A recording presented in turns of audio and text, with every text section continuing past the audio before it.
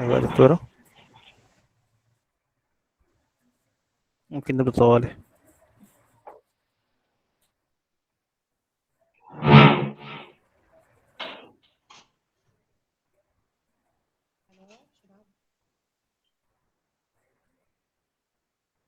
سامعني؟ أيوة سامعينك.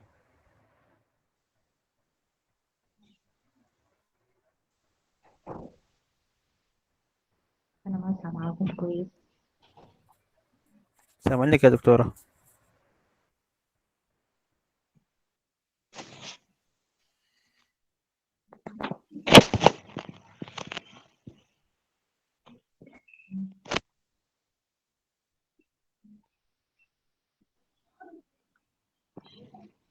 اتفضل يا دكتورة سامعينك.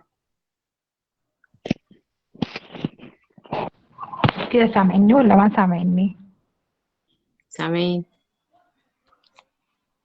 أوكي، معناته السماعة بتاعتي في مشكلة. طيب نبدأ؟ أيوة اتفضل. أوكي طيب السلام عليكم. Hello everyone. أنا دكتور عبير الشيخ, Registrar of General Surgery.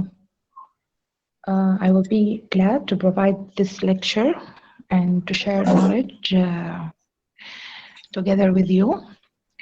زي ما شايفين العنوان about this lecture is Acute Abdomen. وزي ما شايفين الكلام المكتوب بالأحمر ده إنه the black hole of medicine. الأكيوت أبدومين دي طبعا هتلاقيكم أول ما تخلصوا الجامعة هتلاقيكم أنتوا في الكاجوالتي هاوس أوفيسر, هتلاقيكم أنتوا ميديكال أوفيسر, ريجسترارز, سبيشاليست, whatever, مشيتوا ميديسن أو مشيتوا سيرجري هيلاقيكم كيس أو كيسين على الأقل بير ويك بيكون patient جاي بأكيوت أبدومين. عشان كده هي very important lecture. if you miss diagnose the patient maybe will pass. عشان كده احنا قلنا the black hole of medicine. طيب أول حاجة هنبدأ بالdefinition of acute abdomen. Acute abdomen characterized by any spontaneous non-traumatic pain less than 24 hours. طبعا العيان ممكن يجيك بعد 24 hours, ممكن يجيك بعد 48 ساعة, ممكن يجيك بعد 72 ساعة, لكن عشان نقول إن acute abdomen لازم نفرق الديوريشن 24 hours عشان نفرقها من باقي الكوزز بتاعت الكرونيك abdominal pain. خلاص. The acute abdomen require rapid and specific diagnosis as the severe etiology demand urgent operative intervention. Because any delay in diagnosis and treatment may be adversely affect the outcome. احنا الأهمية بتاعتنا بتاعت الأكيوت أبدومين هنا بالذات في السيرجري إنه في عيانين معينين دايرين urgent surgical intervention. أي تأخير البيشن بعد كده ممكن يحصل له rapid deterioration, يحصل له shock, والبيشن may be passed away. عشان كده أنت لازم تكون specific في الدياجنوزيس بتاع العيان. Regarding the epidemiology, 10 to 15% of casualty visit is acute abdomen. و 40% منهم هم عيانين بيكونوا need surgical intervention. So the challenge will be faced in misdiagnose, atypical presentation. بعد كده ممكن if you give wrong treatment or wrong diagnosis ممكن العيان يحصل له death. يعني you increase the morbidity of patient. Clinical course may be vary from minutes, hours, or even week. It can be acute expiration of chronic problem like chronic pancreatitis. ممكن العيان بعد كده يجي بأكيوت pancreatitis, أو عيان عنده vascular insufficiency ممكن بعد كده يجي بشنو mesenteric bowel ischemia. يعني يكون عنده chronic condition بعد كده فجأة تقلب acute condition.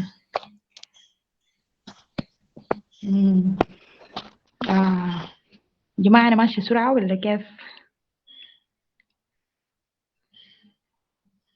ألو.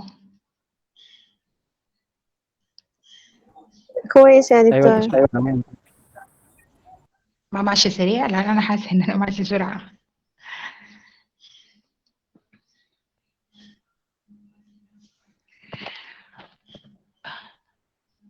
طيب هنتكلم عن diagnosis of acute abdomen. as أي عيان بيجيك في الكاجوالتي الdiagnosis بتاعه لازم أنت تبدأ ب history و examination و investigation. الحاجة المهمة هنا إنه الهيستوري في الأكيوت abdomen is very very important. يعني أنت you can sometimes أو في كثير من الحالات reach a diagnosis from history. فعشان كده الناس لازم تركز how to take proper history from patient. الهيستوري include the abdominal pain وال other symptom associated with abdominal pain. as إنه الأكيوت abdomen main complaint of patient هيكون abdominal pain. فعشان كده لازم تاخد good history وتعمل good analyzing للabdominal pain. برضو past medical history important, past surgical history, gyne history, medication history والfamily history. هنتكلم in details عن أي واحد من الحاجات دي. برضو قلنا to complete لازم physical examination و laboratory investigation include blood imaging or diagnostic laparoscopy. طيب زي ما كاتبين in red البين.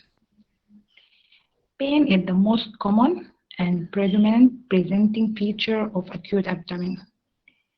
So we should carefully consider the location of the pain, the severity, the mode of onset, the progression. Also the character of the pain. من الحاجات دي احنا ممكن نوصل diagnosis أو condition of the patient من analysis of the pain. برضه هنشوف later on الكلام ده كيف. طيب لما نتكلم عن البين بالذات في الابدومين هنتكلم عن three important concept of the pain. الvisceral pain والparietal or somatic pain والrefer pain. طيب هنتكلم in details about everyone. الvisceral pain. في زول عنده أي فكرة عن الvisceral pain هو عبارة عن شنو أو تفرق كيف بين الvisceral pain و between الparietal pain. I think الكلام ده قريتوه قبل كده في الفيزيولوجي. قبل ما نقوله في زول عنده فكرة؟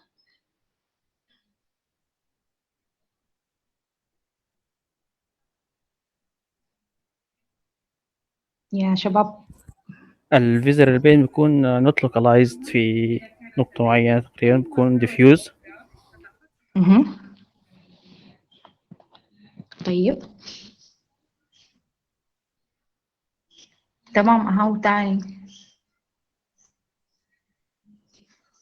الفكرة الكونسبت about the visceral pain هي شنو؟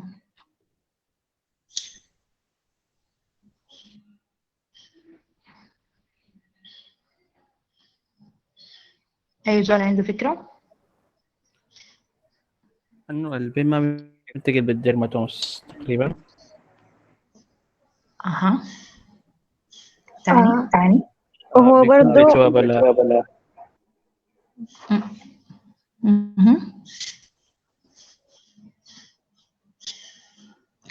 معلش آخر زول جاوب أنا ما سمعت كويس، ممكن أعيد الكلام؟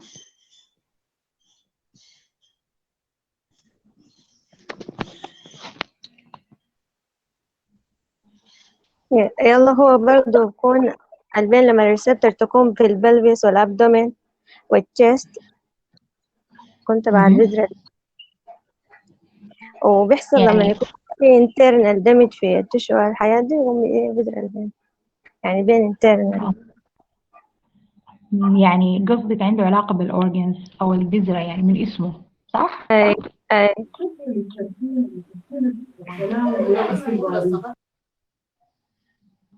أوكي. طيب الفيزرال بين، احنا طبعا هنقارن بين الفيزرال بين والبارايتال بين. الفيزرال بين عنده علاقة بالسمباثيك innervation، مع انه في some visual pain عنده parasympathetic innervation هنقوله هسي. طيب is from a thoracic and abdominal cavities، وهو transmit through a sensory nerve، خلاص، اللي هم C fiber. زمان برضه في البين I think قريتوا C fiber والالفا فايبر اللي هم الفايبرز والدلتا، المهم في كم نوع فايبر كده هم ال associated من ال transmission of the pain. فلو متذكرين السي فايبر دي دايما هي أبطأ واحدة كانت، أو بتنقل البين بطريقة بطيئة. فعشان كده الفيزرال بين هو عبارة عن dull aching pain، خلاص، لأنه by السي فايبر. طيب السي فايبر transmitted as burning والaching pain.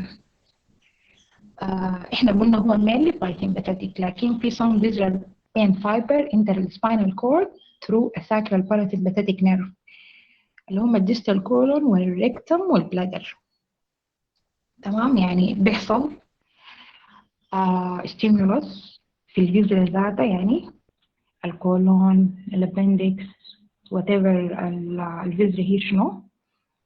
بعد كده النيورون through السي فايبرز بتنقل الامبولس دي للسباينال كورد.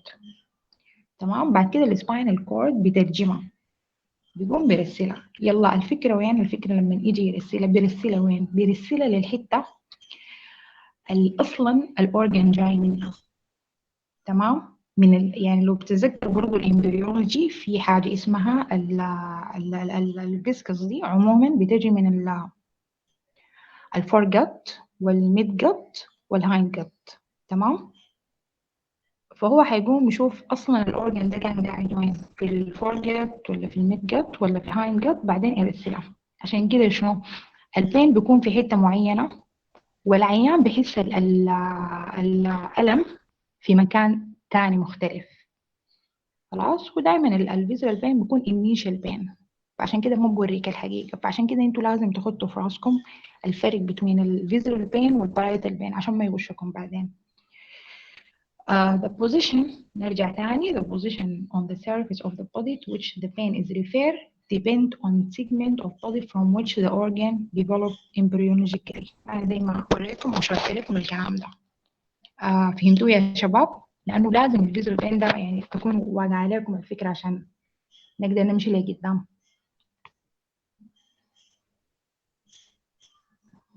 ألو، سامعني؟ أي معاك يا دكتور. فهمتوا الفيزوال بين؟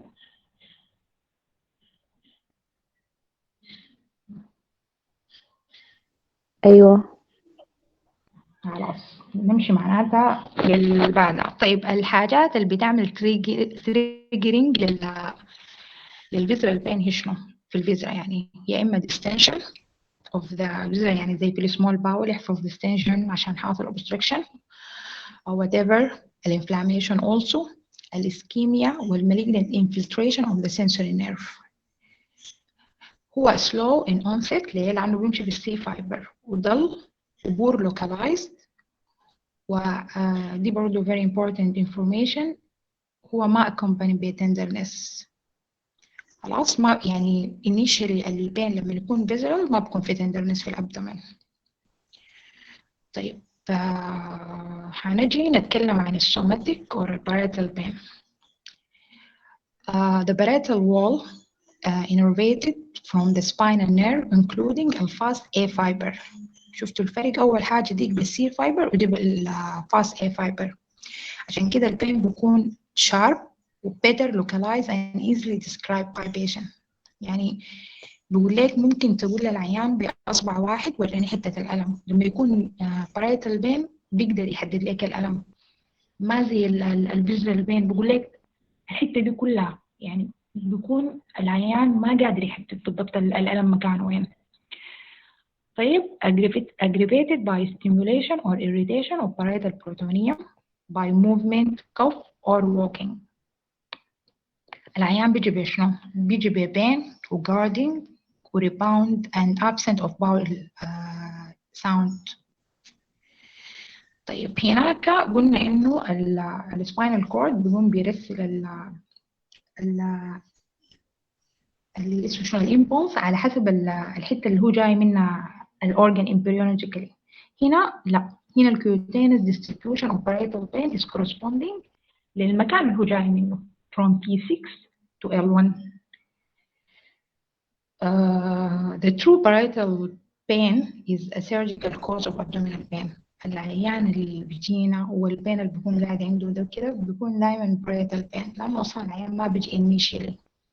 طيب احنا حنتكلم عن example شوية نرجع للكلام ده. الأكيوت appendicitis هي very common example وبتوضح كويس السيكونس بتاعت الفيزرال بين والباريتال بين. طيب في زول بيقدر يشرح لنا الكلام ده، يعني الكلام اللي أنا قلته ده في الإكزامبل ده كيف الأكيوت appendicitis بيجي كيف لما يكون فيزرال بين ولما يبقى باريتال بين.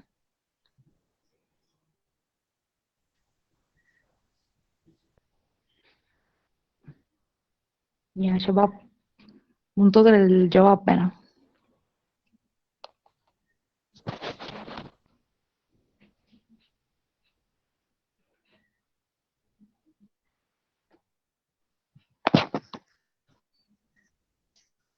يعني انتوا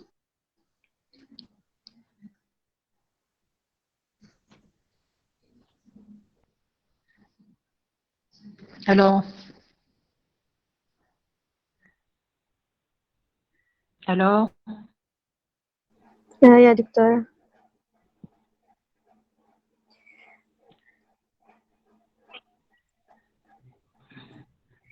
يلا في الأكيوت appendicitis الفيزرال بين لما يكون initially اها around umbilicus ده الفيزرال بين. ليه why ليه بيكون initially around umbilicus؟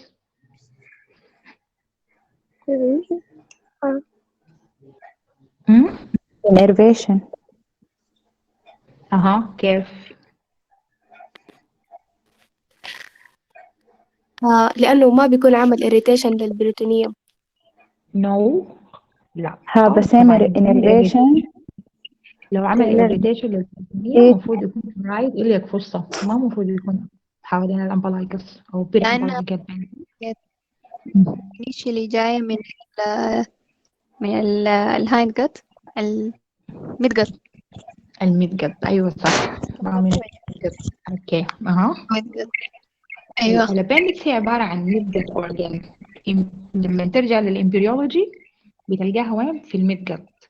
فعشان كده لما أول حاجة يحصل انفلاميشن للأبندكس ذاتها اللي هي الفيزرا الأبندكس وول، هتمشي الإمبولس لغاية السباينال كورد، هيقوم يرجع للحتة اللي أصلا هي جاية منها الميد اللي هي تقريبا تي 10 مش زين كده تي 10. أيوة تيتا. فعشان كده هيكون around الأمبلايكس.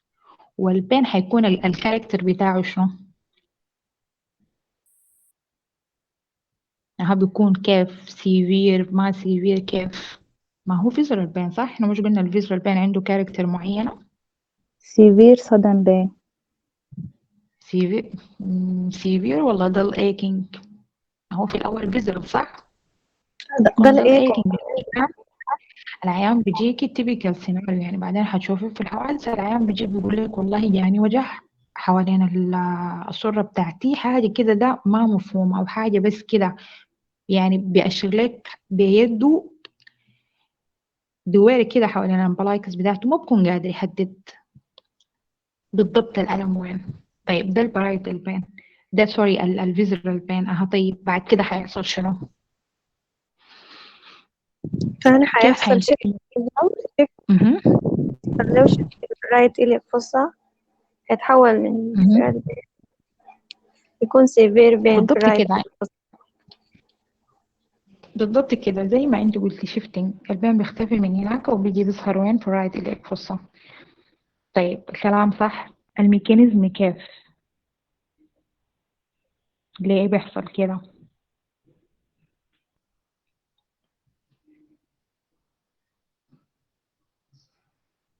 عشان البين من فيزرال بيج بشنو؟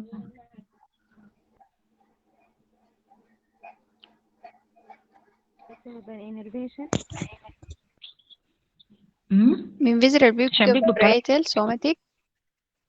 big parietal اللي هو بيحصل شنو inflammation في ال parietal layers خلاص، أو inflammation للبروتون. فمن dull aching هيبقى localized more severe pain. تمام، localized في right iliac fossa و more severe pain. فهمتوا يا جماعة الإكزام؟ طيب نقوله زي ما قلنا example للكلام ده acute appendicitis. A bulky umbilical pain appears to move to the right iliac fossa and become constant. The visceral pain is transmitted أول حاجة via sympathetic chain at the level of the atem اللي هي around the umbilicus. This bulky pain associated with obstruction of hollow viscus اللي هي الأبندكس. خلاص، يعني في الأول بيكون bulky بعدين بيبقى شنو constant pain. في الأول بيكون dull بعدين بيبقى more severe and localized pain. تمام، يلا بعد كده when the inflamed appendix touch parietal peritoneum بعد كده الإمبلس بتقوم تمشي للspinal nerve اللي هو corresponding ليها from L1 to L2 اللي هي هيكون في الريجنز بتاعت الرايت إلياك فوسا، الحتة بتاعت البرايتال بروتونيوم ذات اللي كان فيها الانفلاميشن. عشان كده البين بيبقى constant pain localized في الرايت إلياك فوسا. تمام يا شباب؟ طيب تاني في الريفير بين في الراديشن في ال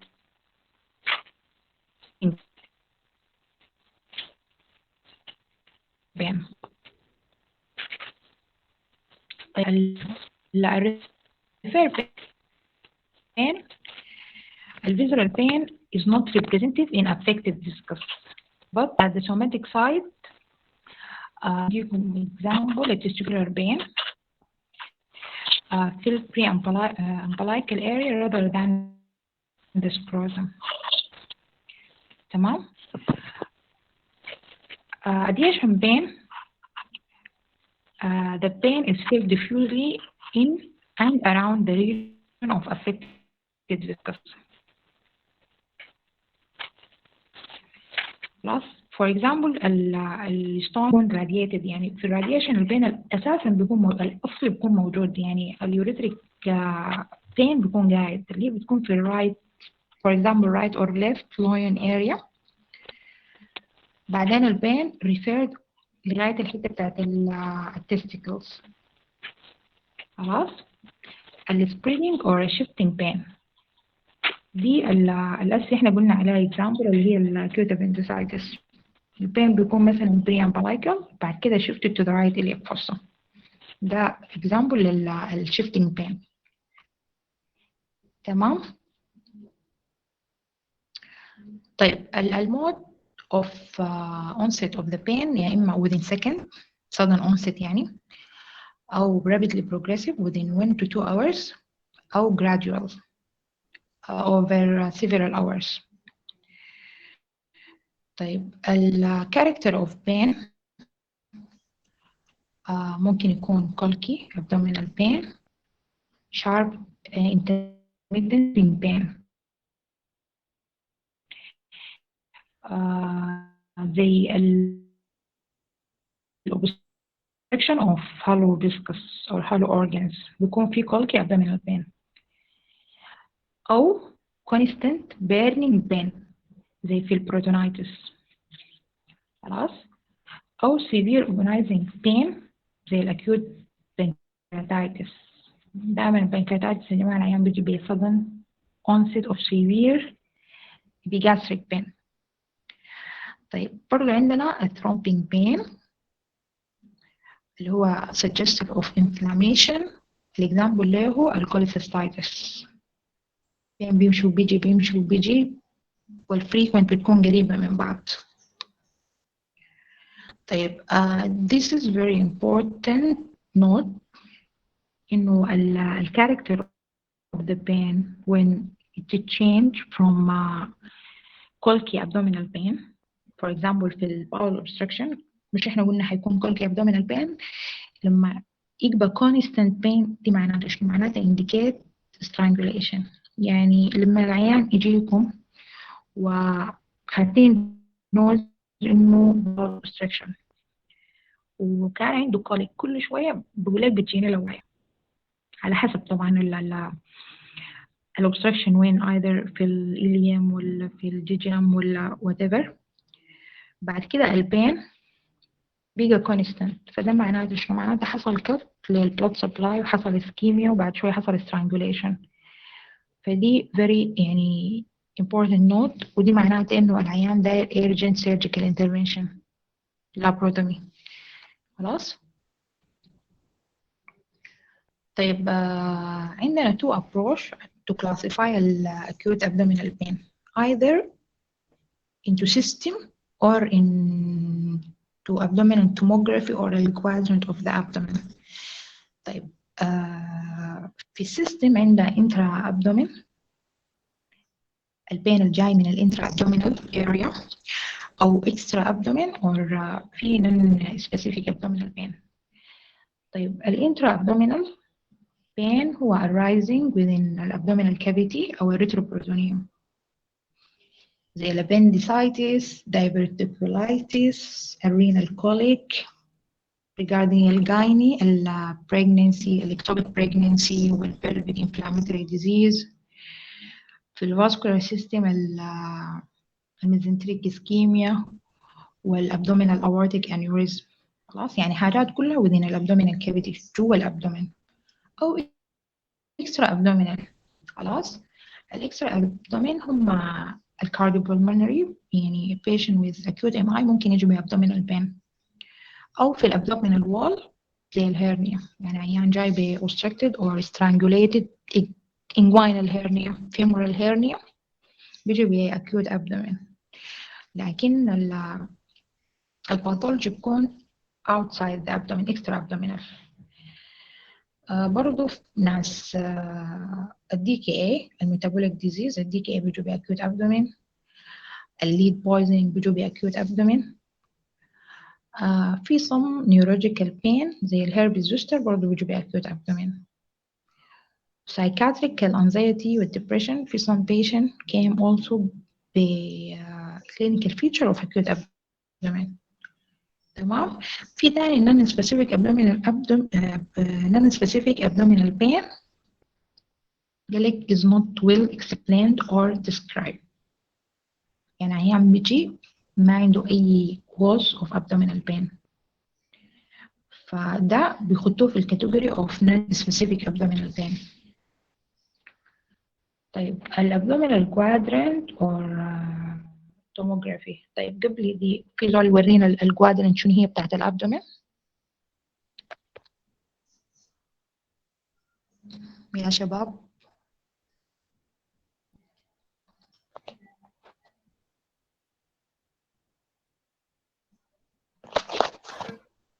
عندي four quadrants: upper and lower, upper right, left right, lower right, lower left. اسمهم شنو؟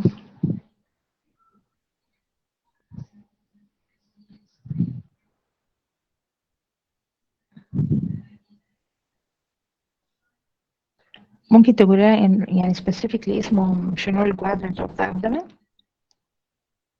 يعني السلام.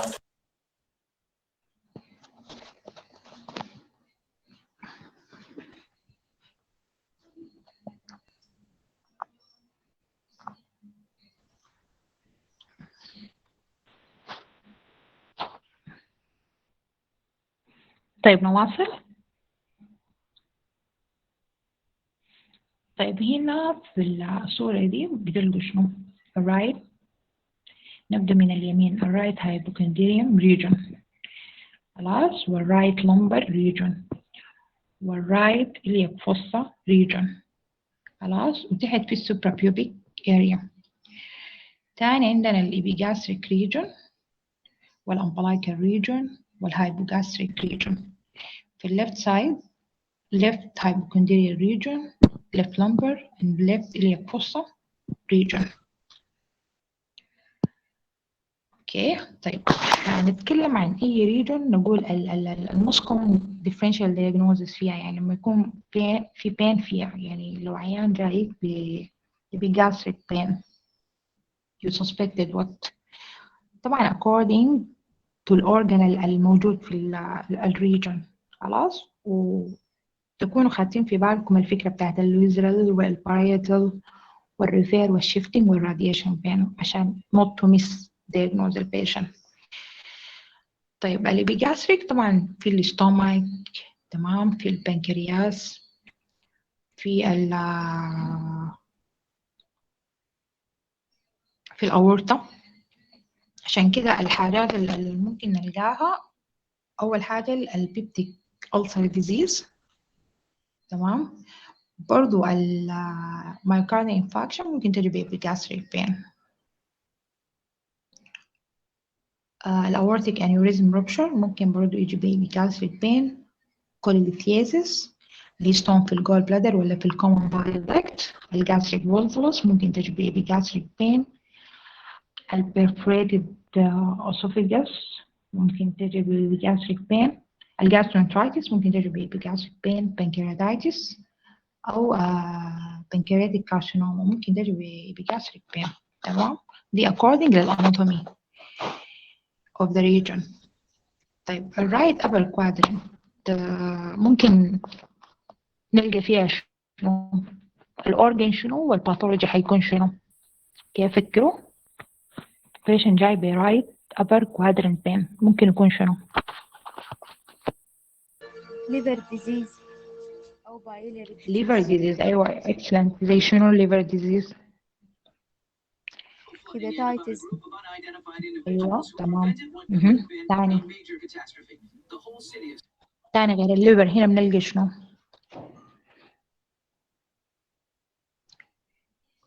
الكوليسيستايتس. الكوليسيستايتس عشان الجول بلادر، صح؟ أيوة تمام. أهو تاني ممكن نلقى شنو الأورجنز اللي بتكون قاعدة هنا شنو؟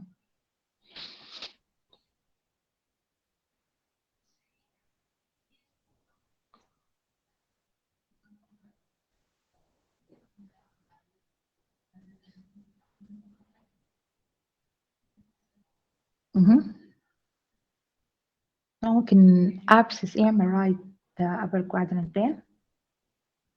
subphrenic abscess، صح؟ لو في أي collection في الحتة دي ممكن تعمل abscess.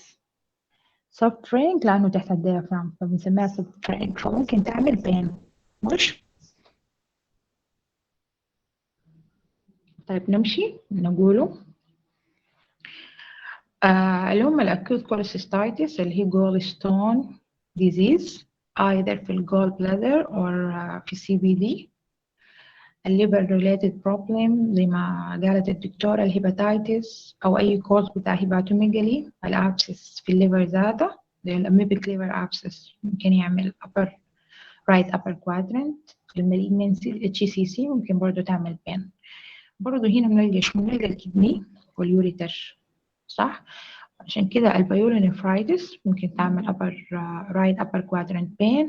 النفروليثيازيس واليوريتروليثيازيس ممكن تعمل right upper quadrant pain. ليه ستون في الكدني أو ستون في اليوريتر. السب diaphragmatic abscess برضو ممكن تعمل right upper quadrant pain. طيب الابندسايتس ممكن برضه تجينا برايت upper quadrant pain، لأنه بعدين لما نجي هنتكلم عن الابندكس هنلقى إنه واحدة من البوزيشن بتاعت الابندكس ممكن تكون subhepatic قاعدة تحت الليفر. خلاص، يعني في عيانين معين بيكون عندهم mal descending of cecum فالابندكس بتاعتهم بتكون تحت الليفر. خلاص، وفي عيانين برضه الابندكس may be pushed by by يعني مثلا الجرايفيد uterus في البريجنسي they push it push الابندكس فالعيانين بيجوا برايت upper quadrant pain. برضو حاجة مهمة شديد يعني في ال differential diagnosis في right or left upper quadrant pain النيمونيا يا جماعة. البيزل نيمونيا ممكن العيان يشك بأكيوت abdomen والdiagnosis بتاعه يكون نيمونيا. فعشان كده زي ما قلنا to take history تعمل examination. هنا chest examination very important. تعمل chest x-ray بتلقى يعني sign of pneumonia في اللنج أو pleural effusion بتوريك إن العيان ده it's pneumonia. خلاص. طيب الليفت كوادرنت البنكرياس، لأنه البنكرياس هناك بنلقى التيل أو البنكرياس قاعد في الليفت كوادرنت either pancreatitis or malignancy. الcolonic ischemia or perforation بنلقى السبلينيك flexure قاعد هناك، فعشان كده ممكن العيان يجي ب perforation at that side. برضو في الليفت عندنا السبلين، فالسبلينيك infarction أو rupture أو abscess العيان بيجي ببين in this area. زي ما عندنا right kidney عندنا left kidney، فالكونديشن اللي هناك برضو ممكن تجيني هنا. برضو الديافرام قاعد في الليفت سايد، فممكن يعني يجينا ب subdiaphragmatic abscess. و in the same يعني بنفس الفكرة النيمونيا. خلاص يكون عنده left side pneumonia. طيب الميد abdomen or البيري umbilical برضه نفس الفكرة، الحاجات اللي ممكن تجينا أو الحاجات اللي قاعدة في الميد abdomen اللي هم الأورطة، الباول، الابندكس لما يكون early pain early visceral pain ممكن يجينا العيان يكون appendicitis ولا البين قاعد في الميد abdomen. الرابشر aortic aneurysm، السمول باول obstruction لأنه السمول باول قاعدة في السنتر not like اللارج باول دايما بتكون peripheral. الاسكيميا الانتستينال angina اللي هي mesenteric bowel ischemia والباول gangrene. طيب الليفت or right or the left lower quadrant اللي هم right or left iliac fossa. الابندسايتس only for the right lower quadrant، مع انه في يعني ممكن تكون left lower quadrant وتكون appendix. بتاني يا شباب شوفكم مركزين وصحيين ولا لا. بتاني العيان ممكن يكون ب left iliac fossa pain ويطلع appendicitis.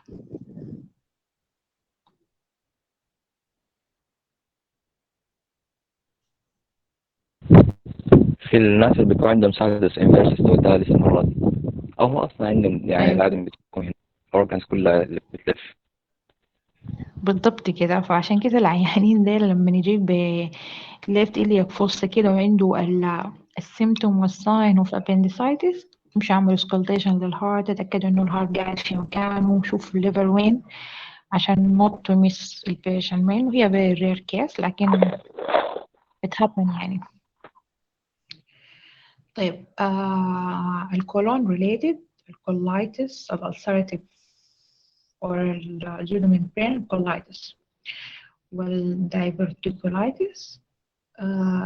عموما الدايفرتيكولار ديزيز بتكون قاعدة في الليفت سايد أكتر حاجة، لكن الميكل دايفرتيكولم ممكن يجيب بليفت أو رايت، لأنه الميكل دايفرتيكولم بيكون قاعد في الإليم ففي السنتر يعني ممكن يكون رايت أو ليفت. خلاص البرفوريتد سيكم بيكون دايما في الرايت سايد. الكرونيك اسكيميا سيجمويد فولفولوس بيكون في الليفت سايد. خلاص عشان السيجمويد كولون قاعد في الليفت. الكرون ديزيز ممكن تكون right or left. الهيرنيا برضو right or left either inguinal femoral hernia. السوس muscle abscess برضو ممكن تكون right or left lower quadrant. والmesenteric adenitis برضو ممكن تكون right or left lower quadrant.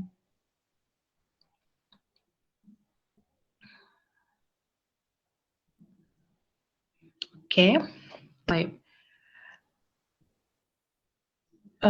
برضو الرينال related برضو البيورونيفرايتس اليوريتريك ستون لما يكون في اللور segment of ureter ممكن يجي باللور quadrant abdominal pain أو الراديشن بتاعه يكون قاعد في اللور abdominal.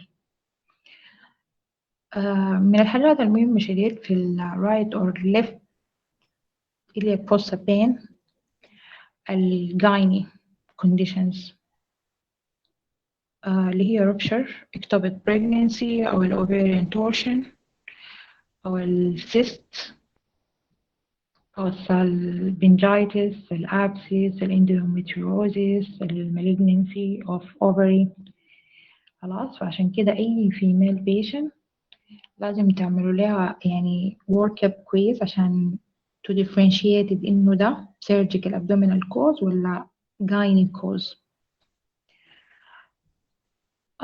الريكتس هيماتوما برضه ممكن تجي ب right lower quadrant pain والريتروبروتينيال هيماتوما also. طيب السوبراpubic pain دايما بتكون related to ال urinary tract, either urinary tract infection or stone في الجول bladder في ال urinary bladder sorry. الدايفرتيكولايتس برضه ممكن تجي ب suprapubic pain.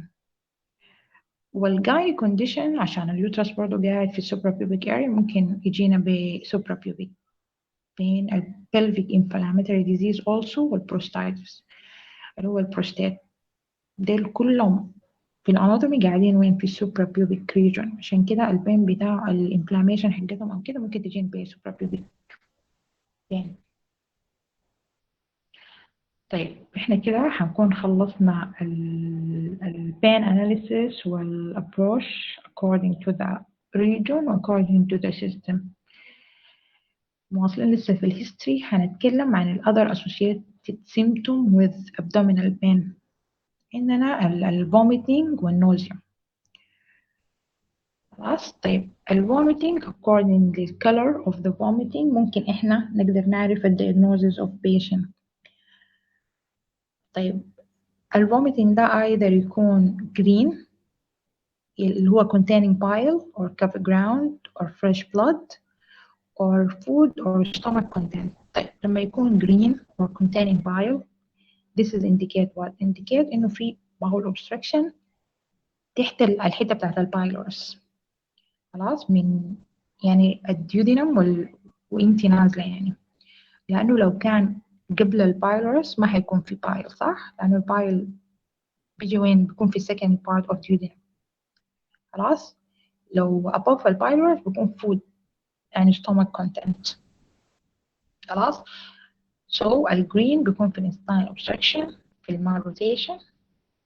الكفر جراوند بيكون في الجاسترايتس، الجاستريك ulcer والانفلاميشن اوف ذا اسوفيجاس. طيب I think دكتور صديق تكلم عن الكوفي جراوند vomiting المرة اللي فاتت وشرحوا لكم. برضو الفريش بلود ممكن برضو في ال perforated gastric or duodenal ulcer في المالرويز syndrome or tear. الفود and stomach content ممكن gastroenteritis or early small bowel obstruction. خلاص، في early small bowel obstruction العيان دايما ممكن آخر حاجة أكله يشرب، بعد كده later on بيحصل fragmentation وكده vomiting بيتغير من pure content of stomach small bowel content ذاته. طيب other associated symptoms constipation دايما suggest mechanical bowel obstruction. الديارية suggest إنه العيان عنده مثلا pelvic abscess or blood stain. ممكن يكون في الاسكيميك كولايتس بيكون bloody diarrhea. الاسكيميك كولايتس، الانفلاماتوري باول ديزيز، الميزنتريك باول occlusion disease. الفيبر أي inflammation في أي condition من اللي احنا اتكلمنا عنه ممكن العيان يجيب بيه فيبر. الأذر bleeding by rectum, melena, vomiting blood, هيماتوريا ممكن يجيك مثلا فوق العيان اللي بيكون عنده مثلا acute appendicitis والابندكس قاعدة في البلفس ممكن تعمل irritation للبلادر والعيان يجيك بهيماتوريا أو feature of cystitis. Very important زي ما قلنا الفيميل تسألوا من الجاين history last menstrual period لو عنده أي abnormal vaginal bleeding Why؟ ليه؟ لأنه in female history of abdominal pain is gynae until proved otherwise. عشان كده you should assist أي female patient تسألوها من ال last period، تسألوها من إن عندها sign of symptom of pelvic inflammatory disease. الكاركتر of the pain برضو بوريك إن هي gynae ولا surgical. الأونست برضو مثلا العيانين اللي بيجوا بأوفيريان twisted ovarian cyst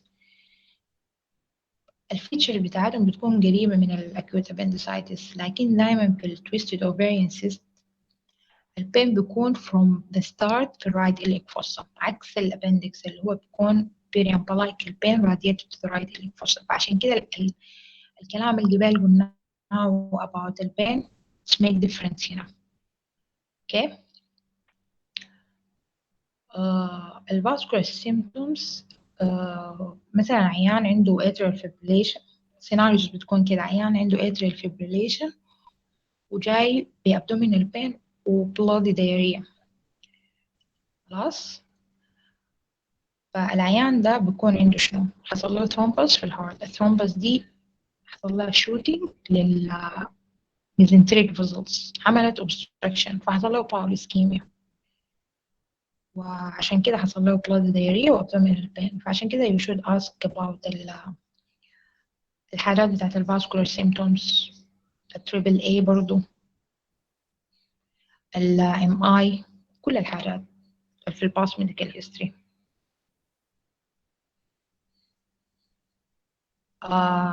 طيب الباس ميديكال هيستوري بتسأله من أي recent or current medication. زي ما قلنا قبل شوية في الاتريال فيبريليشن دايما العيان بيكون بياخد فيه وارفرين، فلما تسأليه في الميديكيشن كده يقول لك أنا باخد وارفرين، وزي ما قلنا جبهة أبدومينال بين وبلاد دايرية، طبعا خدت في بالك إنه دي mesenteric vascular occlusion disease. خلاص، برضو الباس hospitalization for example عيان جاي بأكيوت cholecystitis فبيكون عنده recurrent attack of hospital visit، يعني عنده مثلا بيجيب biliary colic. الباس surgery برضو important for example مثلا عيان جاك ب vomiting constipation و abdominal pain و distension وعنده past history of laparotomy. فأنتي يعني هتتوقعي شنو؟ إنه العيان ده عنده small bowel obstruction، صح؟ لأنه من أهم الحاجات اللي بتعملها اللاس سيرجري عشان بيكون حاصل adhesions. الكرونيك ديزيز، السوشيال هيستوري، occupation، toxic exposure زي ما قلنا قبل الليد poisoning ده ممكن نعمل acute abdomen. طيب برضو لازم تسأل من التروما abdominal trauma، يعني عيان جاي كان حصل له مثلا for example RTA before 1 week وهسه جايك ب left upper quadrant pain، فتتوقع إنه العيان ده كان حصل له مثلا splenic hematoma وبعد كده حصل فيها infection، أو مثلا حصل له delay splenic bleeding. وعشان كده it's very important to ask about history of trauma. travel history، الأميبك liver abscess، الهايداتد disease، الملاريال spleen، tuberculosis، salmonella، infection of the ileocecal area or dysentery. طبعا السالمونيلا بتعمل تايفويد ulcer، ممكن العيان يجي ب perforation. tuberculosis ممكن العيان يجي ب obstruction. الأميبك liver disease بيجي ب acute abdominal pain في الرايت upper quadrant. الملاريا spleen العيان بيجي ب left left upper quadrant pain. تمام؟ انتوا معايا يا شباب؟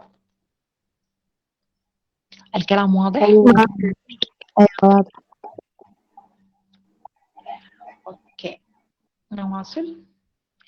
طيب احنا كده كملنا الهيستوري of abdominal pain، هنجي لل physical examination of the abdomen.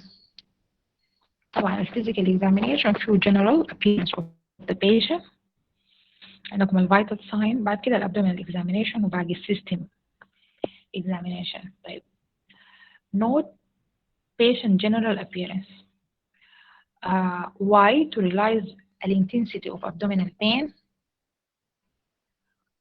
والinitial step في physical examination زي ما قلت إنه لازم تعرف vital sign of the patient. برضو في general look of patient الهيئة بتاعت العيان، يعني هو قاعد كيف، دي ممكن تديك clue about العيان. يعني for example العيان اللي عنده peritonitis بيكون قاعد كده معينة، بيكون ما داير يتحرك، بيكون قاعد مثلا على جنبته أو كده عشان ما يتحرك، عشان أقل movement will increase the pain. زي ناس الأكيوت appendicitis بيكونوا دايما تانيين نفسهم كده على الجنب اليمين حقتهم عشان ما يحصل لهم pain.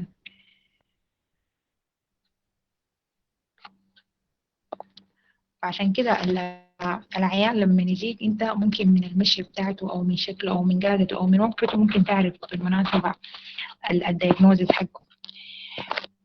في نفس الوقت العيان بتاع مثلا الرينال كوليك او الستون في اليوريتر، العيانين دول بيكونوا irritable وmoving، عكس تماما العيانين اللي عندهم peritonitis.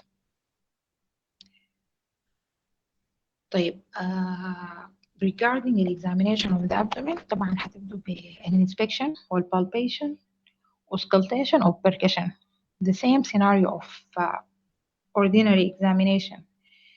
بالinspection هتشوفوا إنه لو في distended abdomen، لو في past surgical scars، لو في مات ظاهرة، لو في rash.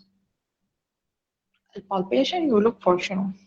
تعمل palpation على according to the quadrant of the abdomen. تمام؟ تشوف الجاردينج، الريجيديتي، الريباوند tenderness، لو في organomegaly، بتشوف الهيرنيوس orifice لو هي intact ولا لا. الأوسكالتيشن طبعا for الباول sound it's differentiated a lot condition، يعني إنه أنت سامع normal bowel sound ولا exaggerated bowel sound ولا دي silent abdomen.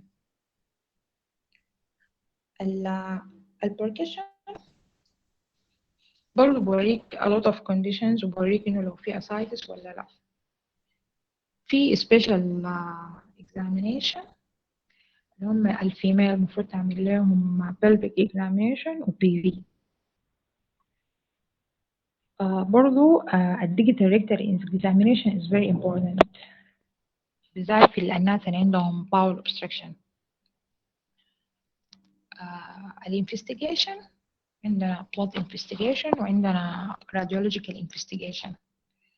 تعمل العيان CB طبعا according للعيان الكونديشن حقته هي شنو، انت you request specific investigation، لكن in general بتعمل له CBC و urine general urine culture ABG LFT serum amylase in special condition lipase troponin مثلا لو انت خدت انه acute myocardial infarction. في الفيميل لو شاك انها مثلا ectopic pregnancy ممكن تعمل ال HCG والstool culture في الناس اللي عندهم مثلا for example gastroenteritis. طيب radiographic test دي very important. Plain abdominal radiograph for abdomen series have several limitations and subject to reader interpretation. هي يعني شنو يعني operator dependent. الإكس راي according للزول اللي بيقرا الإكس راي، الألتراساوند according للزول اللي بيعمل لك ألتراساوند. طبعا السي تي هي أحسن واحدة في الانفستيجيشن دي.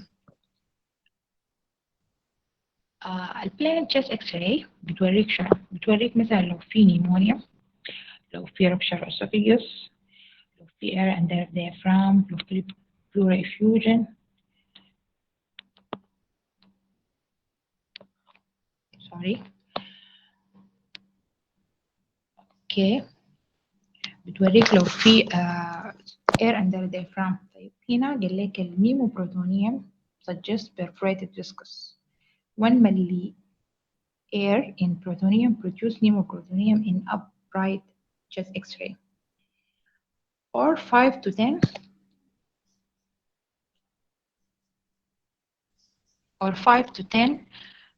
ml air in protonium produce pneumoprotonium in lateral position after 10 minutes. يعني البيشنت يكون واقف 10 minutes بعد كده تاخد البلو.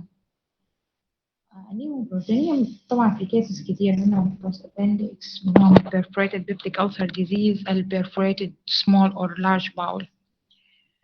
الاكس راي برضه بتورينا لو في ستون، خلاص renal stone or gallbladder stone. لكن 90% of renal stone and 10% of gallbladder stone is radio opaque، بتظهر في الاكس راي العادية.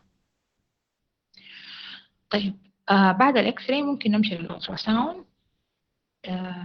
بتفيدنا في شنو؟ identify inflammatory condition في الستون والفري فلويد كولكشن، وبرضه يوز في البريجننت بيشنت. في الجاين توريك انه في ovary twisted or cyst or inflammation of fallopian tube. الدوبلر بتفيدنا في الناس اللي عندهم mesenteric vascular occlusion عشان تشوفي الارتريز والفيزلز.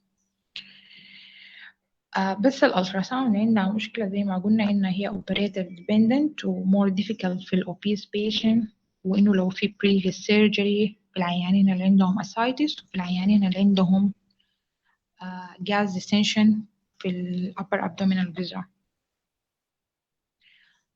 طيب CT provide excellent diagnosis in patient who do not already have clear indication for laparotomy or laparoscopy. يعني احنا عملنا اكس راي ولسه ما عارفين الحاصل شنو، عملنا التراساوند ولسه ما عارفين الحاصل شنو، ممكن to jump for CD. الناس دول هم منو؟ الناس الميس or delayed diagnosis، unknown diagnosis في الفيميل patient احنا ما قادرين نعرف انه دي surgical or gynae conditions. السيدي ممكن تكون طبعا with or without IV and oral contrast. CT angiography دي بنعملها للناس اللي عندهم suspected intestinal ischemia or ongoing hemorrhage.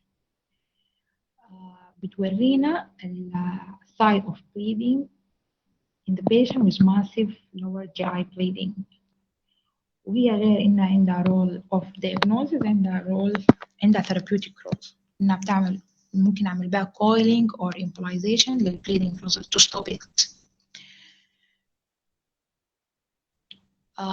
الاندوسكوبي rules in acute abdomen. طيب نبدأ بال OGD اللي هو ال OGD اللي هو ممكن نعمل في الناس اللي عندهم upper GI bleeding. هو غير إنه بيعمل diagnosis ممكن برضه يعمل لنا therapeutic use، إنه نوقف الفاريسس. يعني عيان عنده فاريسس ممكن to stop it by ال OGD. برضو الكولونوسكوبي عنده rule diagnostic and therapeutic. في some regions we can take it نعمل لها snaring زي البوليب بالكولونوسكوبي. ممكن نشيل بايوبسي. برضو عندنا ال ERCP هو diagnostic و therapeutic في البيشنت اللي عندهم common bile duct stone أو اللي عندهم cholangitis. السيجمويدوسكوبي برضو العيانين اللي عندهم sigmoid volvulus we can treat them by insert السيجمويدوسكوبي تيوب، فبيكون عندهم twisting. التويستنج ده بيتعالج بالسيجمويدوسكوبي. تمام. rule of laparoscopic in acute abdomen. اللابروسكوبي therapeutic برضو و diagnostic. If the diagnosis is unclear, we can ندخل العيان for حاجة اسمها diagnostic laparoscopy. في الdiagnostic laparoscopy دي بتشوف كل الأورجنز والفيزرا تحت عينك، بتشوف الباثولوجي دايركتلي وين، وبعد كده بتحدد مثلا لو لقيناه appendix هنعمل appendectomy، لو لقينا حاجة gynae حاجة في الأوفري we can proceed. فهو برضه diagnostic و therapeutic. طيب في الأكيوت أبدومين عندنا careful consideration about العيانين في الإكستريم age، لأنه دايما بيجوا ب atypical presentation وعندهم rapid progression. العيانين برضو الأوبيز لأنه بتلاقينا difficulty في diagnosis of obese patient، pregnant lady برضو، والcritical ill patient والimmune compromised patient. we should take care لما إحنا نعمل examination أو take history و examine this patient.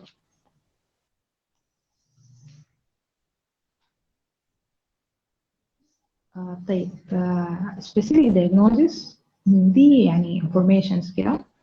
In patient about 50 years of age, the top 4 reasons of acute abdomen are أول حاجة biliary tract disease 21%, and then specific abdominal pain 16%, appendicitis 15%, والbowel obstruction 12%. ديل شنو ديل الناس الأكبر من 50 سنة. الأقل من 50 سنة non specific abdominal pain بيكون 40%, appendicitis 32%, والother 13. طيب يعني لغاية هنا الكلام واضح. احنا كده هنكون خلصنا يعني in general acute abdomen regarding الهيستوري وبالذات الابdominal pain والexamination وتيبس كده على الانفستيجيشن اللي احنا ممكن نعملها. الكلام واضح لغاية هنا عشان احنا بعد كده هنمشي نتكلم عن topics معينة في الacute abdomen. أيوة واضح. نواصل؟ أيوة. اوكي تمام. طيب أكتر حاجة differential diagnosis of acute abdomen أكتر حاجة أنتم ممكن تلاقوها في الحوادث في شنو؟ من الكلام اللي إحنا قلناه ده.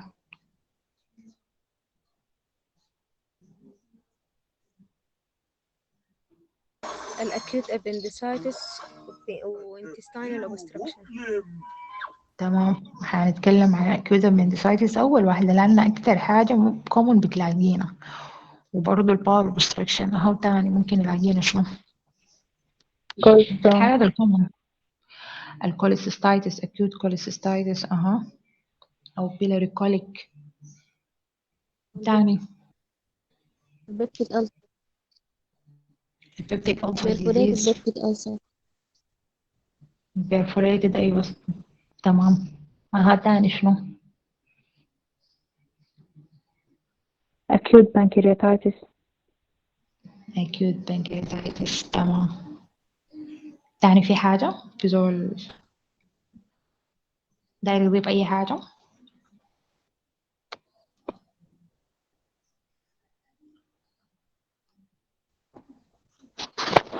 طيب نبدأ نواصل.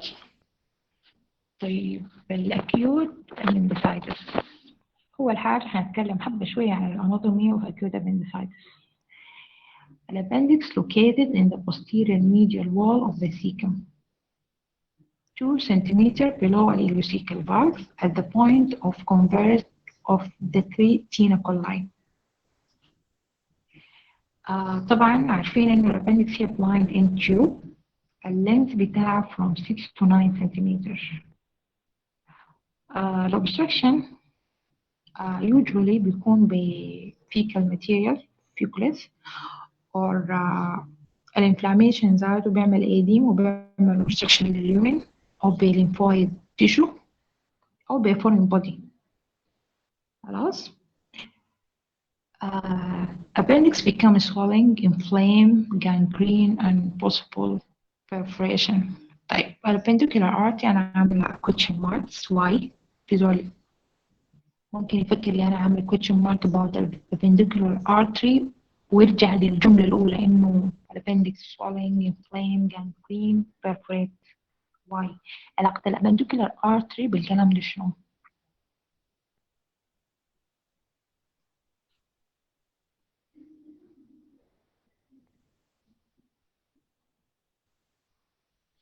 شباب سؤال ده يعني علاقة الابندوكيولار ارتري بالكلام ده شنو؟ الاسكيميا. واي هو فعلا بيحصل يعني اسكيميا وجانجرين وبيرفوريشن، لكن ليه يعني عشان شنو؟ appendix distension of عشان شنو؟ appendix. علاقة الابندوكيولار ارتري شنو؟ هو من الاند ارتري. ايوه تمام بالضبط كده، هو اند ارتري يعني ما في كولاترال، فاي اوبستراكشن في الابندوكيولار ارتري هيحصل طوالي اسكيميا ونيكروزيس وجانجرين وبيرفوريشن، والانفلاميشن ذاته ما بتعمل مايكرو ثرومبس كده بتقفل الابندوكيولار ارتري. طيب سؤال تاني بتاع اناتومي، انا راجع شويه، الابندوكيولار ارتري ده جاي من وين؟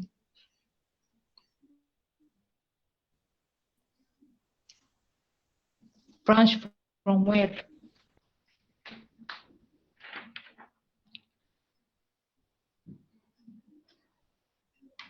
اناتومي يا شباب.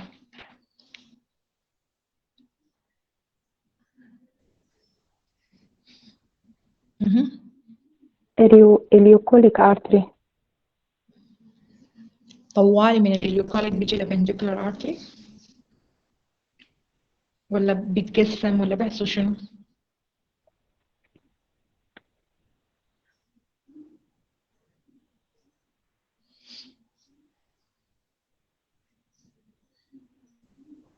هو برانش، خلاص نجاوب. هو برانش من البوستيريور سيكال ارتري، الابندوكيولار ارتري. تمام. طيب الحتة الثانية أنا خاطة جنبها question mark السايد of the tip of appendix، branch من البوستيريور سيكال ارتري. أيوة وهو end artery. خلاص.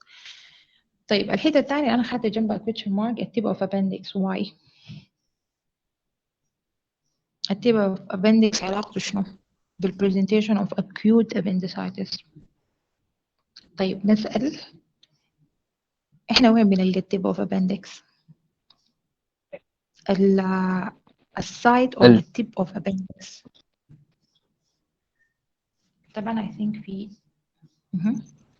التب اوف ده ابندكس صورة. هو المشكله بتاعتها انه الكفر بتاع البروتينيه ما بغطيه للنهايه، فبيقوم لما على الانفلاميشن كده بيضغط في النهايه بيعمل لنا برفريشن، يعني دائما يكون برفريشن في التب اكتر بسبب الخنقه حقت البروتينيوم دي. والله هو البرفريشن في التب لانه زي ما قلنا الابندوكيولار ارتري هو اند ارتري، فدايما البلود سبلاي للتب هيكون اقل اكيد من البيز، صح؟ الاكستريميتيز بتاعت الابندكس هي في التب، فبلود سبلاي هيكون less than ال شنو then less than البيز، فعشان كده بيحصل فيه perforation. يعني اغلبيه البرفوريشن بنلقاها هناك. لكن لما الكلام اللي انا دايره طبعا الرسمه دي انتوا شايفينها صح؟ دي الابندكس كويس، وده السيكم وده الإليم. تمام. ده البيز of appendix اللي هو fixed قاعد في مكانه ما بيتغير، لكن التب ده ممكن يمشي كده صح؟ سوري اوكي.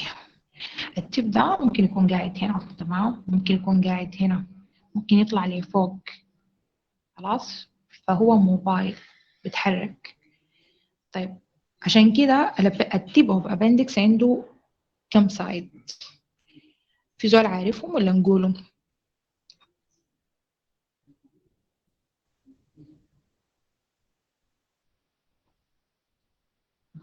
A variable side of the tip of appendix. Pelvic. Behind the cecum. اسمها retrocecal. retrocecal.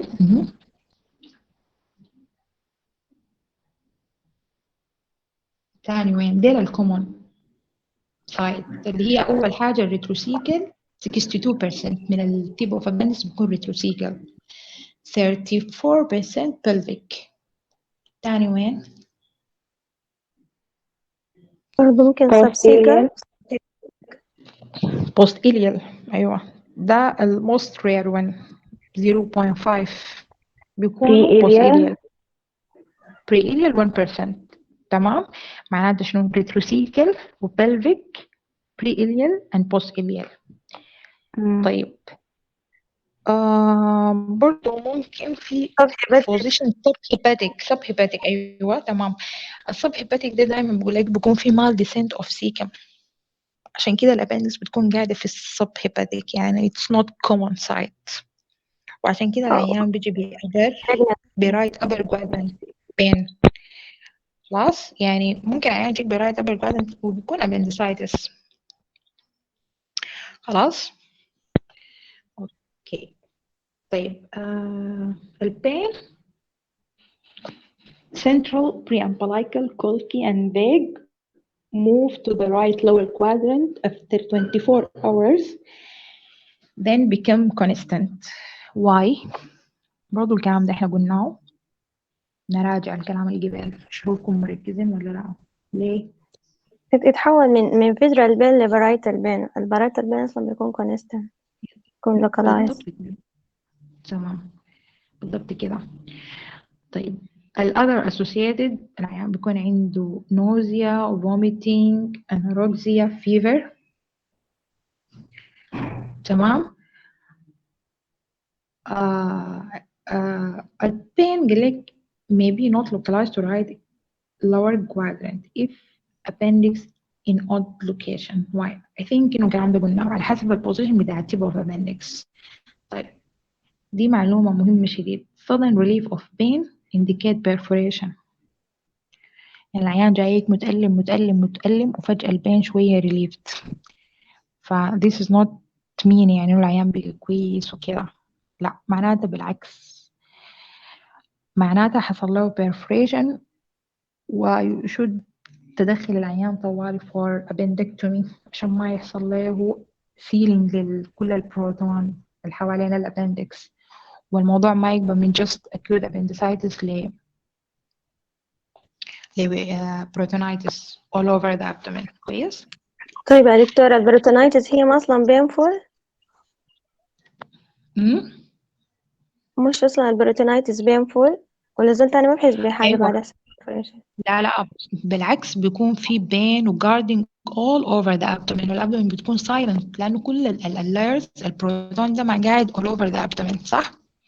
لما يحصل فيه inflammation معناته كل الابدومين والرياكت للحتة اللي حاصل فيها inflammation، فبيبقى guard tenderness و silent abdomen. لكن ده شنو؟ ما في الأول البين هيكون في بين في الأول، بعدين هيحصل صدم اللي هو حصل perforation. البرفوريشن ده هيطلع شنو؟ هيطلع الفيكال ماتيريال من الابندكس. السيكم جايب فيكال ماتيريال، صح؟ والسيكم الفيكال ماتيريال دي هتكون خاشه بالتيوبس حقت الابندكس، فلما يحصل perforation حصلت فتحة، صح؟ معناتها الفتحة دي كل الفيسس اللي قاعدة في الابدومين الانفلاماتوري فلويد هتقعد فري في البروتون، هتعمل more inflammation هيكون من حتة localize لحتة generalize. الريليف اللي أنا بتكلم عنه ده sudden relief، يعني just for مثلا نص ساعة حصل له relief، بعد شوية تاني العيان هيجي بجارد و tenderness all over the abdomen من right iliac fossa بقى all over the abdomen. تمام؟ فهمتوني؟ اوكي تمام. اوكي. طيب الكلينيكال فيتشر زي ما قلنا pain في right iliac fossa بيكون firstly في البري umbilical، بعدين radiated to the right iliac shifting to the right iliac fossa. nausea, guarding, tenderness, rebound tenderness. الفرق بين التندرنس والريباوند تندرنس شنو يا شباب؟ زول وريني.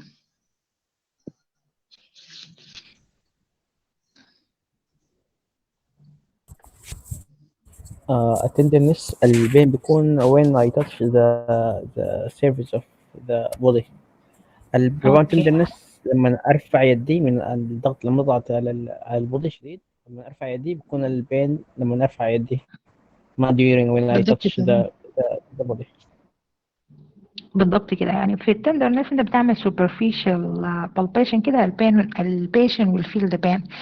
لكن الريباوند تندرنس انت بتضغط ديبلي على الحته وتنتظر حبه، وبعد كده بتشيل يدك بسرعة، فالبيشنت will jump from the pain. طبعا هي ما ethically to do it يعني، لكن it's a clinical يعني تعمل بها clinical diagnosis للأبندكس rebound tenderness. طيب الأذر positive psoas sign, positive provision sign و positive obturator sign أنا ما كاتباها هنا. طيب في سؤال يشرح لي positive psoas sign كيف بتتعامل، positive provision sign بتتعامل كيف، والpositive obturator sign بتكون كيف؟ يلا البوزيتيف روفزنج ساين، أنا بضغط على الليفت إليك فصة، يقوم البيشن بحس بالليفت رايت إليك فصة. طيب واي ليه؟ عشان الجازز، شنو؟ عشان بيحصل تقريبا بتحرك الجازز لما يحصل بريشر. الفلويد والجازز كلها بتقوم تجينا في الرايت سايد، وبتقوم تحرك لنا الانفلام بارايتال بروتونيوم. تمام، عشان كده العيان والفيل البين في الرايت ليك فرصة. ليه؟ عشان الموفمنت اوف ذا رايت بارايتال بروتونيوم. طيب اوكي تمام ممتاز. الروبسينج ساين. هسه الساين اسمها سوس ستريتش ساين. بتعمل شنو؟ طبعا تعمل اكستنشن للهب في العيان بحس بالبين. أيوة passive extension or hyper extension on the hip. ليه بيحصل بين؟ الاكسبلانيشن شنو؟ والأوبتيريتر بنعمل كده دقيقة خلينا قبل ما نمشي الأوبتيريتر هنا، يعني الفكرة شنو يعني بيحصل شنو؟ أنت لما تعمل extension للهيب بيحصل شنو؟ من اسمها يعني سوى الساين. هي بس انه الانفلام الابندكس بتهبش المصل، فالعيان طوال يعني بيحس بالبين وبيحاول سوى be in contact with appendix. خلاص بتكون تهبشة، وعشان كده العيان طوالي بيحس ببين في الرايت إليك فصة. طيب والأوبتوريتر كمل. بعمل فليكشن للهب، بعمل فليكشن للني والهب، وبعمل انترنال روتيشن. ايوه يعني برضه بتخط الأوبتوريتر صح؟ ايوه تمام فكرة تمام 100. طيب هنا في نوت انه الانوركسيا is not useful symptoms and 33% of patients not anorectic preoperatively. طبعا انا غايته من الاكسبيرينس بتاعتي درايف الكلام ده، انه يعني انا الاكسبيرينس بتاعتي 80% of patients with acute appendicitis بيكونوا عندهم loss of appetite. خلاص، لكن يعني لو لقيت عيان بياكل وبيشرب وكده ما معناته انه ما appendix، تمام، والعكس صحيح. طيب في ال acute appendicitis لازم to be care about special group of patients. البيبيز دايما البيبيز بيحصل لهم misdiagnosis. خلاص، أول حاجة لأنه أصلا الأبندكس دي rare under 3 years. تمام. دايما بيحصل لهم misdiagnosis بالجاسترونترايتس والنون سبيسيفيك abdominal pain وكده، وعشان كده في الage group دي there is increase in mortality. العيان بيجيك بديارية vomiting gastroenteritis وما بتعمل له abdominal examination، ما بتعمل له ultrasound at the end of the patient. عشان كده لازم أي بيبي crying جايب abdominal pain عنده vomiting وديارية يا شباب تعمل له abdominal examination. يعني لما تابش الابدومين دي he will cry more and more، وممكن تعمل له ultrasound. children less than 7% of cases of acute appendicitis وال 37 of death برضو عشان the same concept إنه بيحصل لهم misdiagnosis. pregnant woman a nausea mistake for symptoms of pregnancy والupward displacement of appendix والguarding may be mistaken by gravid uterus. يعني عيان بيجيو abdominal pain وبيخطوه إنه related to the pregnancy، ما في شغل بيخط إنه ده appendix. فعشان كده دايما ال pregnant بيجوا ب perforated appendix وبيجوا in shock كده. طبعا لأنه أصلا أول حاجة الجرافيد يوترس بيقوم بيحرك الأبندكس بيرفع عليه فوق، فالعيانين ديل ما بيجوا برايت إلا بفصة بين، مرات بيجوا برايت upper quadrant بين. فعشان كده أي pregnant lady جاية بأبدومينال pain you should carefully تعمل history. الدياجنوزيس بتاع العيانين ديل دايما بيكون from history. الإكزامينيشن ممكن ما يفيدك شديد، والإيميجينج تعمل لهم ultrasound خلاص تلقى free fluid في الأبدومين ده لو حصل perforation، أو بتلقى الأبندكس ظاهرة وانفلام وطول وكده. الانفستيجيشن اللي بتعملها في الأكيوت appendicitis الوايت بلود سيل بتلقاه elevated especially النيوتروفيل. خلاص اليورين أناليسيس ممكن تلقى RBCs في اليورين لو هي pelvic appendicitis وعاملة irritation للبلادر. ultrasound is useful لكن زي ما قلنا هي operator dependent، لكن ال CT it's more preferred in adult and non-pregnant women.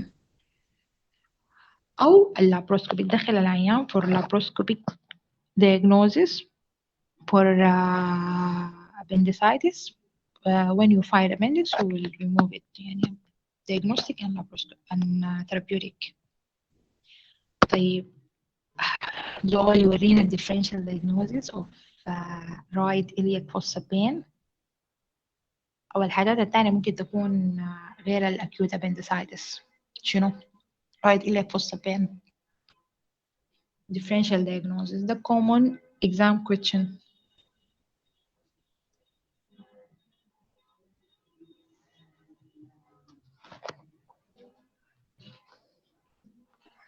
ممكن تكون ectopic ممكن شنو؟ pregnancy ectopic pregnancy peptic ulcer بيبتيك ألسر. بيبتيك ألسر بتكون قاعدة في الرايت إليك فصة.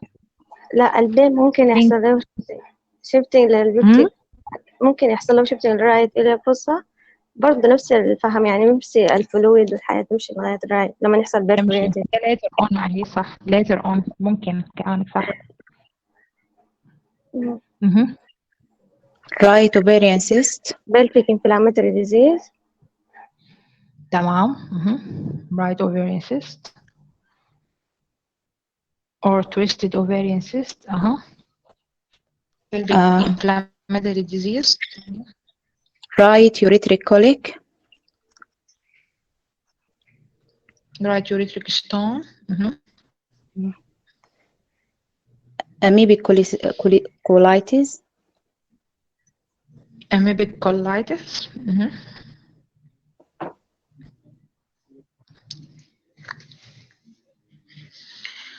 طيب كويس نجي نقوله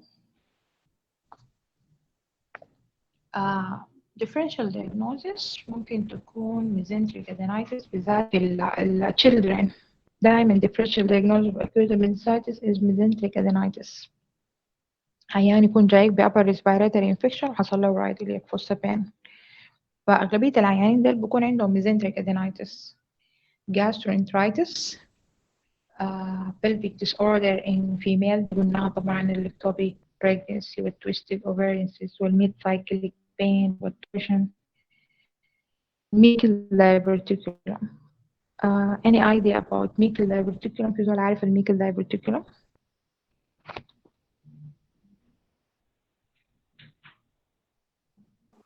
rule of two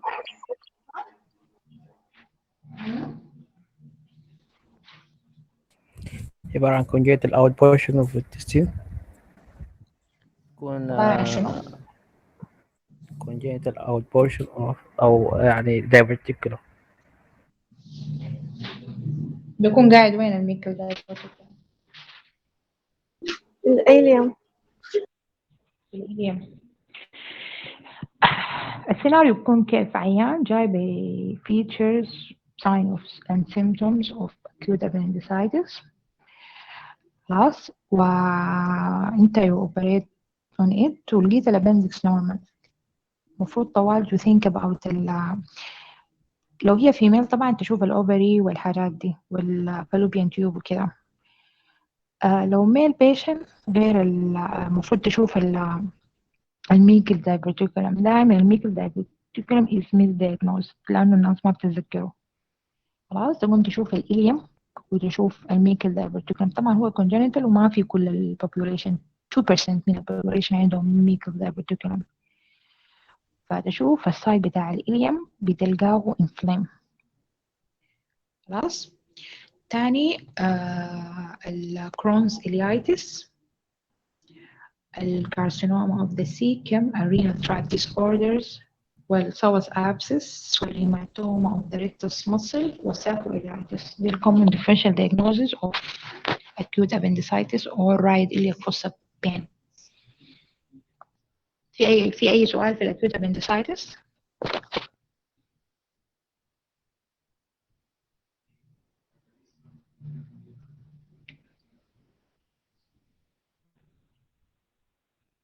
يا شباب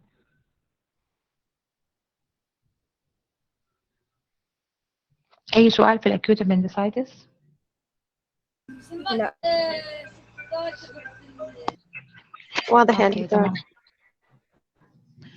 طيب انتهينا من الacute appendicitis، هنمشي second important topic في الacute abdomen اللي هو peptic ulcer disease.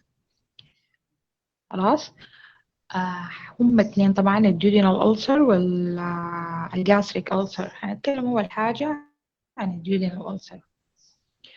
عندها character of pain معين. الجودينال ulcer اللي هي epigastric pain during the fasting mainly at night وريليف باي الفود، عكس الجاستريك ulcer ريليف باي الفود والانتي اسيد.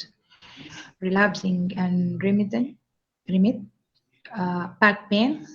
10% of duodenal ulcer is painless. 10%. طيب الباك بين واي؟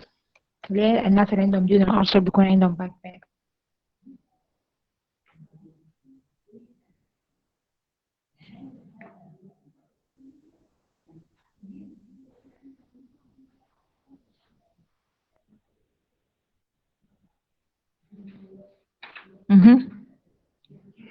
Any suggestion?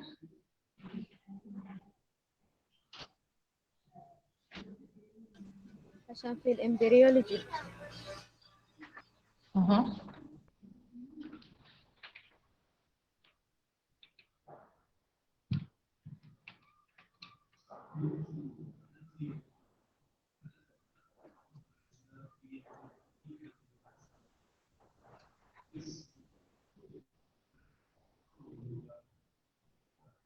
ريفير ها بين شباب.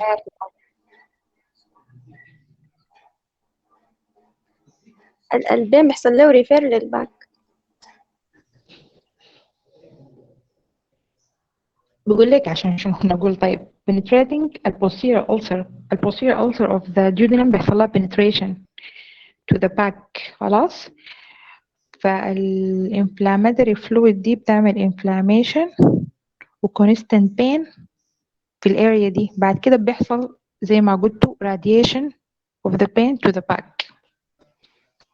دايما بتحصل في البوستيريور. الديودينال دي عنده anterior posterior ulcer. الراديشن to the back بيكون في البوستيريور ulcer. اوكي. طيب الجاستريك ulcer هو البين induced by eating. البيشنت بيكون عندهم weight loss والnausea and vomiting is common. بيكون عندهم iron deficiency anemia عشان الجاسترايتس destruction of mucosa. طيب الصورة اللي بتورينا الكومن سايت بتاعت الجاستريك والجودينال ulcer. شايفين الجاستريك في الفندس وفي البودي، والجودينال ulcer قاعدة في الفيرست بارت اوف الجودينال. دايما بتكون في الفيرست بارت اوف الجودينال وانفولف الميوكوزا والسب ميوكوزا. طبعا لو نزلت تحت السبميوكوزا والميكوزا المصل والسيروزا وكده بيحصل perforation. العيان ممكن يجي بالsign و symptom of perforated peptic ulcer disease. تمام. Erosion on the lining of the stomach, duodenum or esophagus. Patient may come with massive GI bleeding بالذات في posterior duodenal ulcer. بيحصل erosion للgastroduodenal ulcer. The patient lie very still with complaint of intense steady pain, rigid abdomen. On exam, that means إنه حصل له شنو؟ حصل له perforation. طيب يعني أصلا العيان بيكون عنده history of epigastric pain, either gastric ولا duodenal. وفجأة حصل له sudden onset severe pain في ال area of epigastric. ولما تعمل له examination بتلاقي الأبدومين rigid, guarding, في tenderness. فالعيانين دول دايما بنعمل لهم يعني غير الروتين investigations الحاجة اللي بتوريك الدياجنوزز. يعني في patients زي انت you suspect ulcer disease من الهيستوري سيناريو حقه. although انه في عيانين بيجوا يعني الفيرست برزنتيشن بتاعتهم perforation، يعني ما بكون عندهم يعني ما تخطوا symptoms of peptic ulcer disease يعني in the top، لأنه في عيانين ما بكون عندهم أي symptoms وبيجوا أول مرة طوالي بperforation الكاجوالتي. طيب العيانين ديلا لما نعمل لهم اكس راي بنلقى شنو؟ بنلقى air under diaphragm. طيب this is an X-ray of perforated duodenal ulcer. زي ما شايفين واضحة أكتر حاجة في ال left side، واضحة أكتر حاجة في ال right side. ال hemidiaphragm is elevated وفي air under diaphragm. خلاص واضحة؟ دي برضه يا جماعة الإكس راي دي common exam scenario بتجي طوالي في الامتحانات وفي الأوسكي. بيسألوكم ده شنو؟ air under diaphragm. right side air under diaphragm. left side فيه بسيط لكن mainly في right side. والكوز بتاعتها يعني most common cause perforated peptic ulcer disease. مع إنه acute appendicitis لو حصل perforation ممكن أي perforation في أي area من الفيسكس ممكن تظهر كده، لكن most common cause هو perforated peptic ulcer disease. نمشي للطبق اللي بعديه اللي هو الأكيوت كوليسيستايتس. عبارة عن inflammation of gallbladder due to chemical or bacterial cholecystitis as a sequelae of obstruction of cystic duct by gallstone. هي most commonly in 30 to 50 year old. احنا طبعا قاعدين نقول 40 to 50 عشان نسهل على روحنا. 40 to 50 female fair fertile 5FD أو 4FD أنا ما متذكرة أقولها صراحة. يعني بيكون عنده history of dyspepsia fat intolerance وبيكون عندهم recurrent attack of biliary colic. طيب الديفرنس بين البيلاري colic والأكيوت cholecystitis شنو؟ نفس البين كده لكن معه sign of inflammation اللي هي النوزيا والvomiting والرايت upper quadrant pain والفيفر. on examination بتلقى العيان عنده tenderness في right upper quadrant و guarding و positive Murphy sign. في لون ممكن يورينا الميرفي ساين دي بتتعامل كيف؟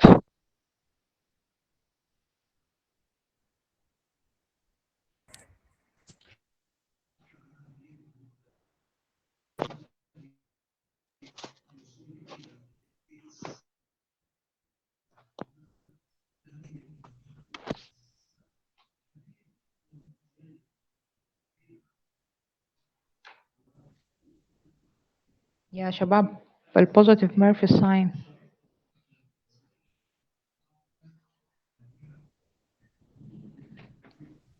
Ask the patient to take deep breath. أيوة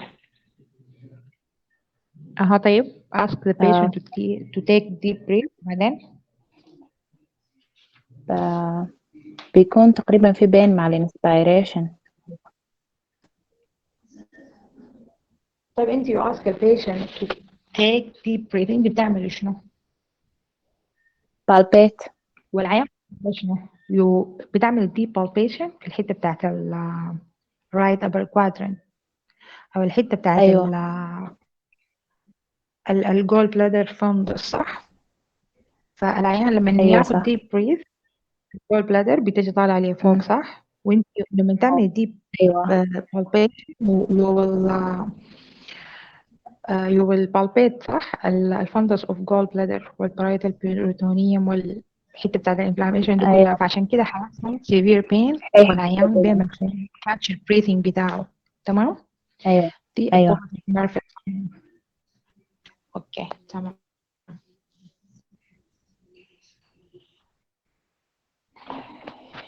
The anatomy of the gallbladder.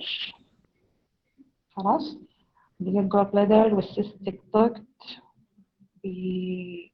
والhepatic duct in relation to the duodenum والpancreas والstomach. طيب في ممكن يورينا الالترا ساوند دي فيها شنو؟ stones. كيف عرفت انها ستونز؟ جوستيك شادو. ما هي طبعا هنا. ايوه تمام ده الشادو الظاهر هنا صح؟ ايوه جوستيك شادو. يس وده الشادو هنا الستون. خلاص وده الشادو حق الستون. هنا الوول ثيك مرات بيكون في فلويد around الجول بلادر وبتلقي الستون. فدائما الأكيوت كوليسيستايتس is diagnosed by ultrasound. الإكس راي ما بتضيف لك حاجة لكن الألتراساوند بتوريك يعني الستون بيكون واضح شديد يعني زي ما ظهر في الألتراساوند اللي قدامك دي. طيب a common complication للعيانين اللي عندهم gall stone is acute cholangitis. acute cholangitis is a very emergency condition عشان العيانين بيحصل لهم rapid deterioration. Okay, it's developed in presence of bile duct obstruction and biliary infection. Obstruction وinfection مع بعض عشان كده بيحصل inflammation. طيب عندهم حاجة اسمها Charcot triad اللي هي it's composed of pain, fever, jaundice. أي عيان جاكم يا شباب ب pain, fever وجوندس is ascending cholangitis. تمام والعيانين ديل يعني المفروض تعمل لهم aggressive management to admit العيانين to high dependent unit to تدوم antibiotic و resuscitate عشان ما يحصل لهم septic shock. طيب الفاكتور enhance acute cholangitis هي شنو؟ الستون في CBD بتعمل obstruction البيلاري stricture البوست بيلاري reconstructive procedure or surgery post bile duct instrumentation ERCP. ده اللي بتعرفوه من الهيستوري يعني ask a patient بيقول لك انه عنده recent history of ERCP وجايك بين وفيفر jaundice. طبعا بتخد انه diagnosed as acute cholecystitis. طيب نتكلم عن bowel obstruction either small bowel obstruction or large bowel obstruction. في many types of bowel obstruction نتكلم أو هنقول اثنين لكن هنتكلم عن واحد يعني اللي هم الميكانيكال obstruction والfunctional obstruction. احنا اللي بيهمنا في السيرجري هو الميكانيكال obstruction أكثر من الfunctional obstruction لأن الfunctional obstruction ده is treated medically ما بيحتاج surgical intervention. هو يعني it's common scenario in patient with surgical abdomen يحصل له functional obstruction لكن at the end we treated it medically. طيب الميكانيكال obstruction طيب بيحصل كيف؟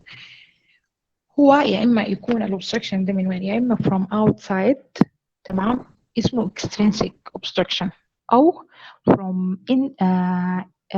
inside اللي هو اسمه intrinsic obstruction يعني within the lumen of bowel أو within the wall of the bowel or within the lumen اللي هو اسمه luminal. طيب examples للextrinsic اللي هو obstruction from outside الadhesions الhernia الvolvulus الinflammatory mass neoplastic masses أو congenital bands. within the wall Crohn's disease الcarcinoma of the bowel الTB abdominal tuberculosis congenital atresia. الحاجات طبعا بتكون within lumens gallstone أو foreign body الباراسايت برضو ممكن تعمل luminal obstruction. طيب الفيزيولوجي of mechanical bowel obstruction. طيب الحتة بتاعت الobstruction الحتة اللي قدام بنسميها proximal side obstruction والحتة اللي بعديها بنسميها distal side obstruction. طيب في proximal side of obstruction بيحصل fluid and gas accumulation.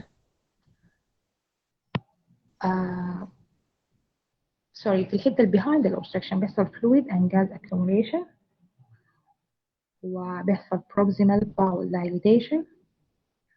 So the peristalsis movement will increase to try to bypass the area of obstruction. فبيكون في Acute Abdominal pain.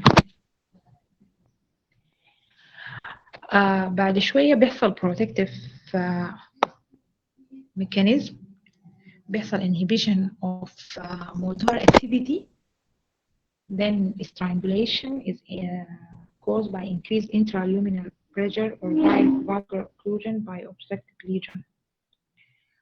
لما يحصل strangulation دي first things to affect هو venous blood flow عشان الإديمة لأنه pressure في الفينوس is less than pressure في arterial blood vessels. بعد ما يحصل venous compression ويحصل edema this will lead to arterial compression.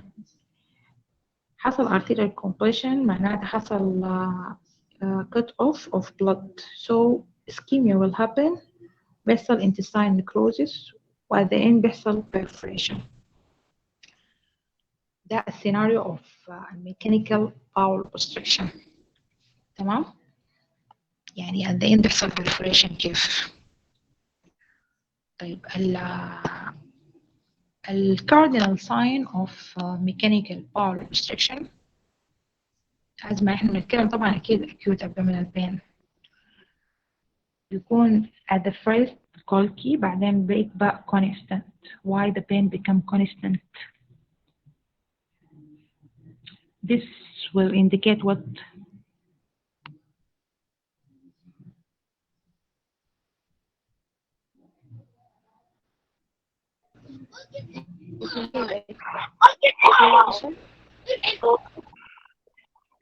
Indicate what?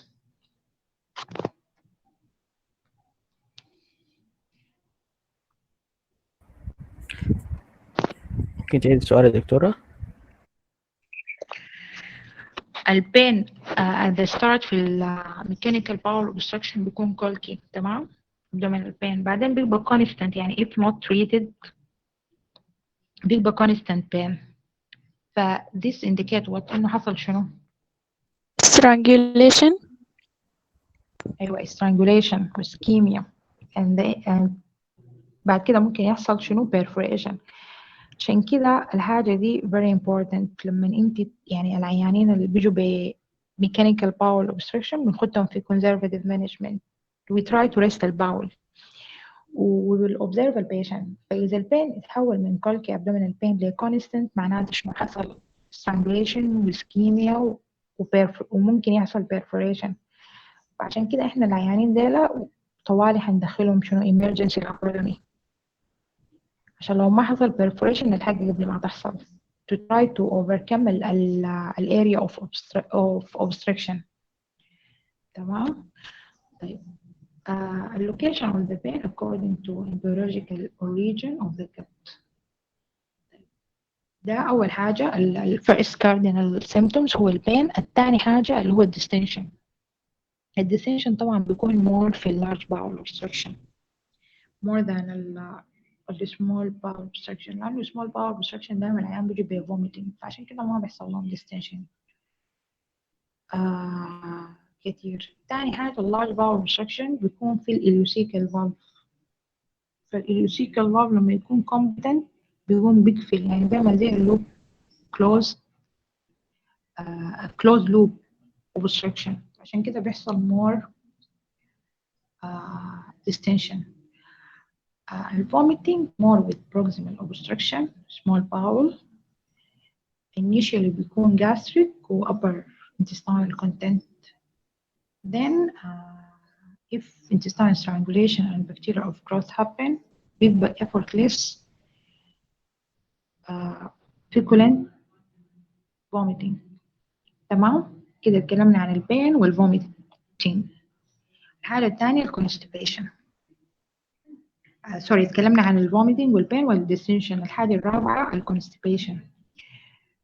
it may be complete or incomplete or absolute or inabsolute. يعني constipation occur early in chronic obstruction but later in small bowel obstruction.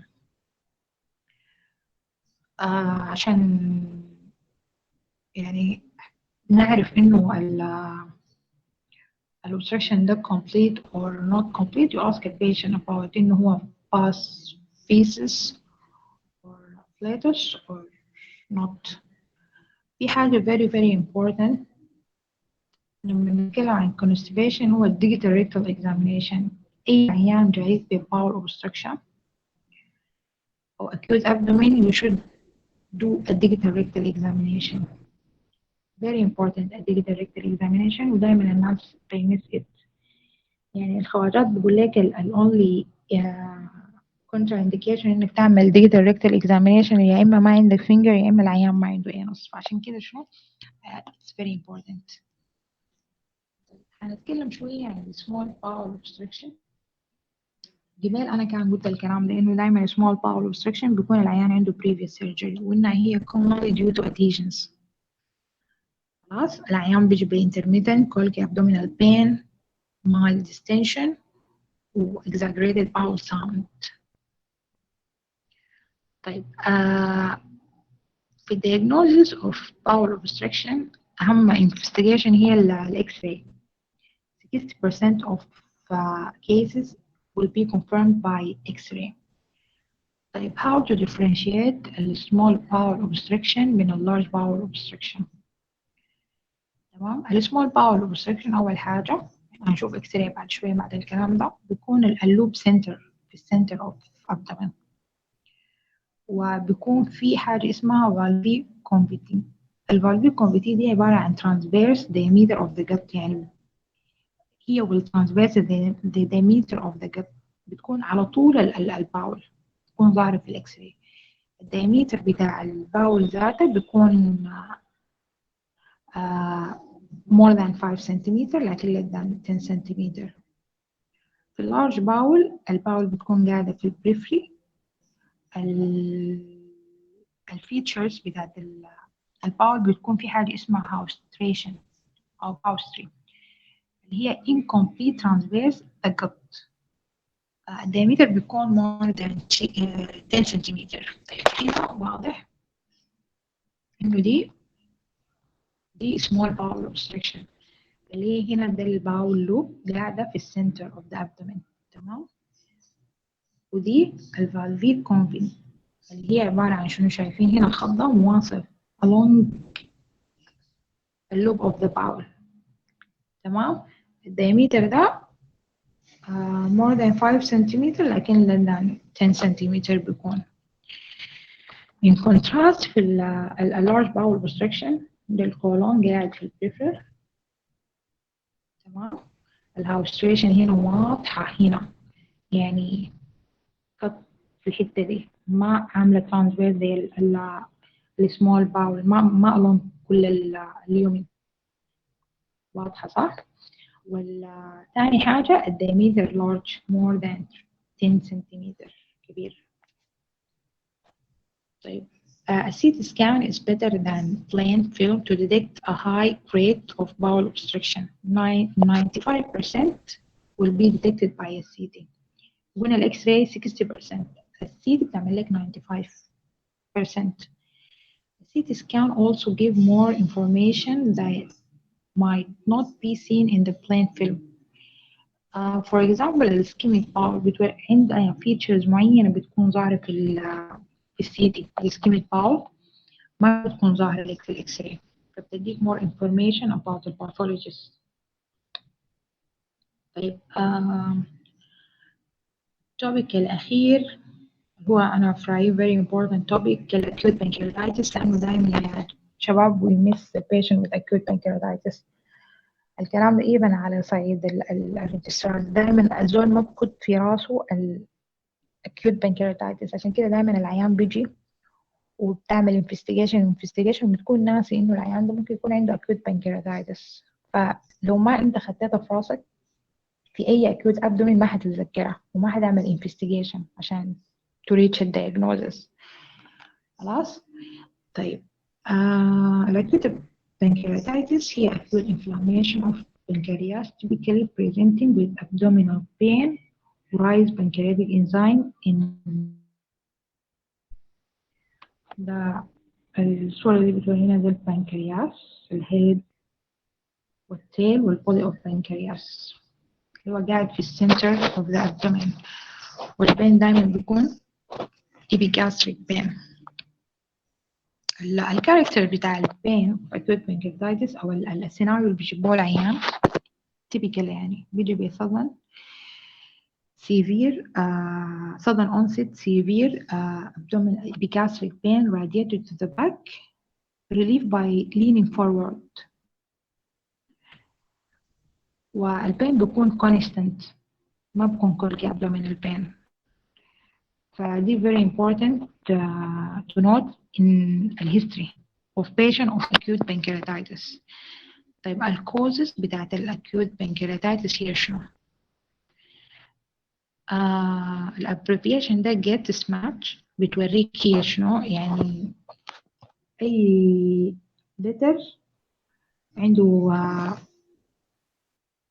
factors يعني معينة بتوريك هي شنو.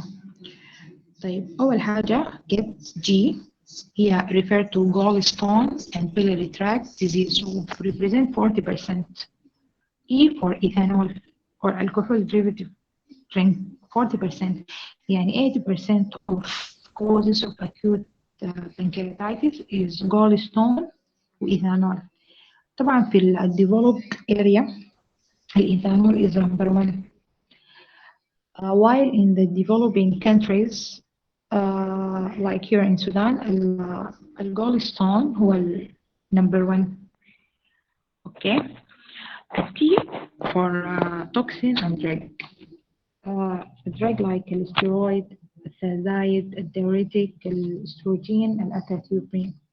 عشان كده you should ask the patient about the drug history الكلام اللي قبل قلناه. Surgery and trauma like ERCP ممكن يعمل pancreatitis. Further you should ask in past medical history about previous surgery. M for metabolic primary hyperparathyroidism. sorry أنا ما كاتبة hyper هنا، فهي primary hyperparathyroidism. اليوريميا والديابيتيك كوما والهايبرليبيديميا والبريجنسي كلها ممكن تعمل acute pancreatitis.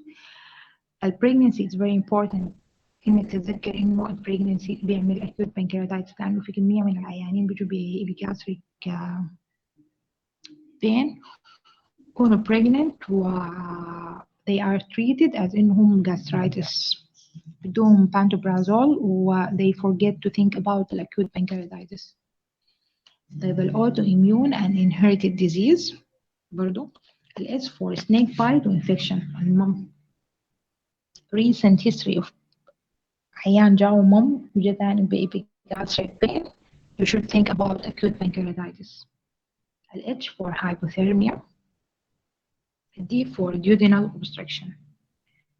طيب we have types of acute pancreatitis, either acute mild edematous pancreatitis or acute severe necrotizing hemorrhagic pancreatitis or pancreatic phlegmon or sterile pancreatic necrosis.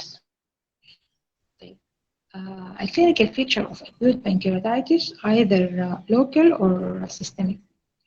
طيب في اللوكال قلنا sudden onset severe epigastric pain radiated to the back, relieved by leaning forward. طبعا relieved by leaning forward is a key يعني feature of diagnosis of acute pancreatitis يعني حاجة مهمة. You should ask the patient about it. برضو بيكون like felt pain. tender abdomen الابدومين بتكون tenderness وريجد وسايلنت abdomen عشان حاصل peritonitis وممكن يكون في mild distension. العيان ممكن يكون jaundice, ascites, abscess formation في الحتة بتاعت النكروزس لو حصل نكروزس في الابندكس سوري في البنكرياس. في two very important sign اللي هي Gray Turner وكولين sign. طبعا الجري تيرنر وكولين sign ما قاعدين نشوفه هنا in our country because داير شوية fair colored people to see it يعني.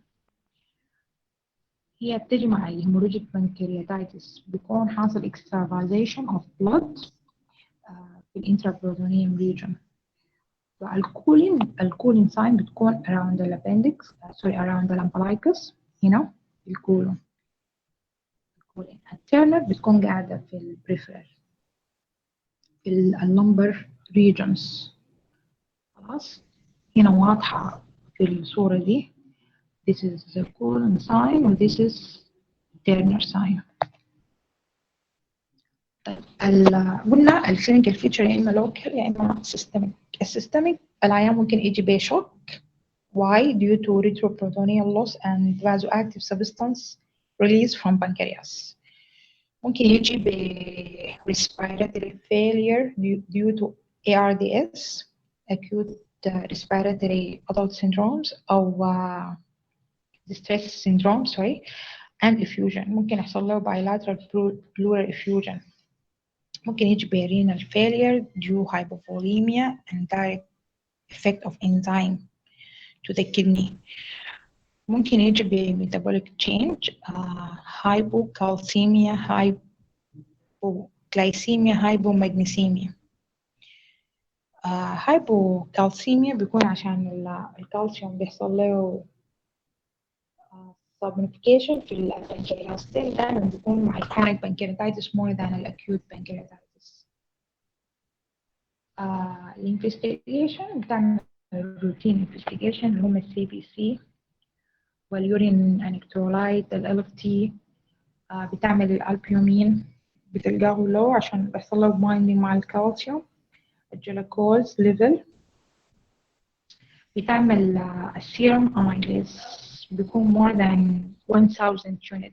سوري يا شباب أنا كاتبة هنا 100 فعدلوها يعني هي 1000 unit. السيروم أميليز هو ما سبيسيفيك طبعا للأكيوت بانكرياتايتس لأنه ممكن في أي case of inflammation يزيد يعني في peptic ulcer disease يزيد perforated peptic ulcer disease يزيد peritonitis يزيد. وهو ما سبيسيفيك للأكيوت بانكرياتايتس لكن لما تلقاه more than 1000 figure هو supported diagnosis of acute pancreatitis. and more specific هو serum lipase. تمام. الإكس-راي sometimes gives information ultrasound not يعني specific for acute pancreatitis. الCT هي بتدينا more specific diagnosis of acute pancreatitis especially لو اتعملت بعد 48 hours. البلود gases هي important عشان نشوف العيان ده what happened to it يعني زي ما قلنا السيستميك effect بيأثر على respiratory ممكن يعمل respiratory failure or ARDS أو يعمل renal failure. ففي الحتات دي بيحصل acidosis و metabolic change. فالبلود gases is very important. in patient with acute pancreatitis. طيب الحاجة المهمة عندنا scoring system for pancreatitis. ال scoring system ده for severity and prognosis of patient, not for diagnosis. Okay, الdiagnosis بالhistory والexamination والimaging والblood investigation، لكن ال scoring system ده for prognosis و severity. طيب عندنا أول واحد، هم كم واحد؟ هم كتب، لكن احنا هنتكلم عن اثنين، الرانزون والجلاسكو. الرانزون بيتعمل مع الادميشن وافتر 48 hours. الحاجات المهمة، الكومبوننت المهمة في الرانسون هم الايج، بيكون more than 55 years، white blood cells more than 16,000، the blood glucose more than 200، serum LDH والserum AST. ده في الادميشن. after 48 hours الهيماتوكريت will fall more than 10 point عشان بيحصل hypovolemia. اليوريا النيتروجين will elevated عشان بيحصل قلنا renal failure more than 5 ملغرام per deciliter. السيرم كالسيوم بيكون less than 8، الارتيريال blood gas less than 60، والبيس deficit more than 4، والestimated fluid sequestration more than 6 liter. تمام. هنا بس هو كاتب الرانزون criteria للبيشنت with pancreatitis due to gallstone والبيشنت not due to gallstone. هو بس تغيير في الأرقام، لكن نفس الكومبوننت في البوث كاتيجوريز. طيب الثاني هي الجلاس جو سكور، اللي هو فيه partial oxygen saturation less than 8، age more than 55، neutrophil more than 15، الكالسيوم less than 2 millimole per liter، renal function especially urea more than 16 millimole، الانزيم LDH more than 600، AST more than 2000، الالبومين less than 32 gram per deciliter، والشوجر اللي هو الجلوكوز more than 10 millimole per liter. وزي ما قلنا هي for severity or prognosis of patient not for diagnosis. طيب الكلام واضح يا شباب؟ خلاص احنا انتهينا. واضح يا دكتور. في أي سؤال؟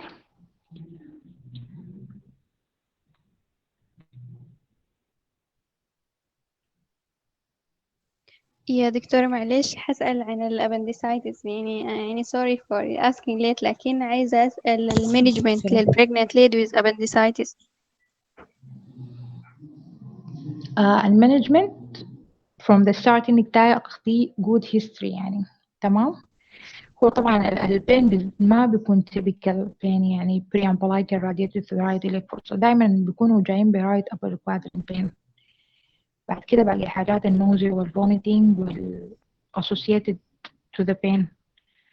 تاني حاجة بتعملي physical examination، دايما تلقي الابdomen tenderness all over the abdomen. العيانين دول بتعملي لهم ultrasound زي ما قلت، بتلقي لو حصل perforation يعني في الابندكس بتلقي free fluid في البروتون. خلاص. وبتعملي برضو غير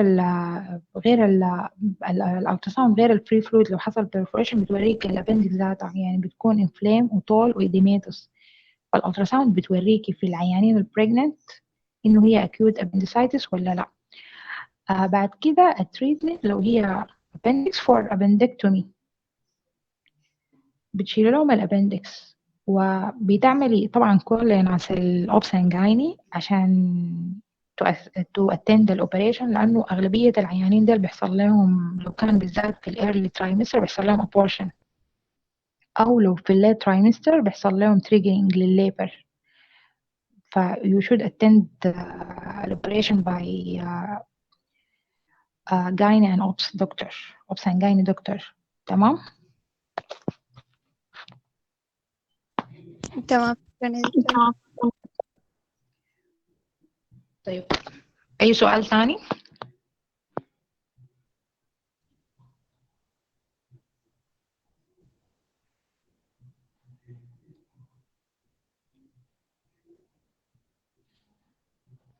طيب يا شباب، شكله ما في سؤال، نمشي نسألكم إحنا. زول يقرأ علينا السيناريو ده ونشوف الأجوبة حقته شنو، هنختار شنو. طبعا أسئلة سهلة يا شباب، ما أسئلة صعبة الأسئلة اللي كاتبة لكم دي. الامتحان حتجي more difficult question عشان تمشوا تقروا التوبيك ده كويس.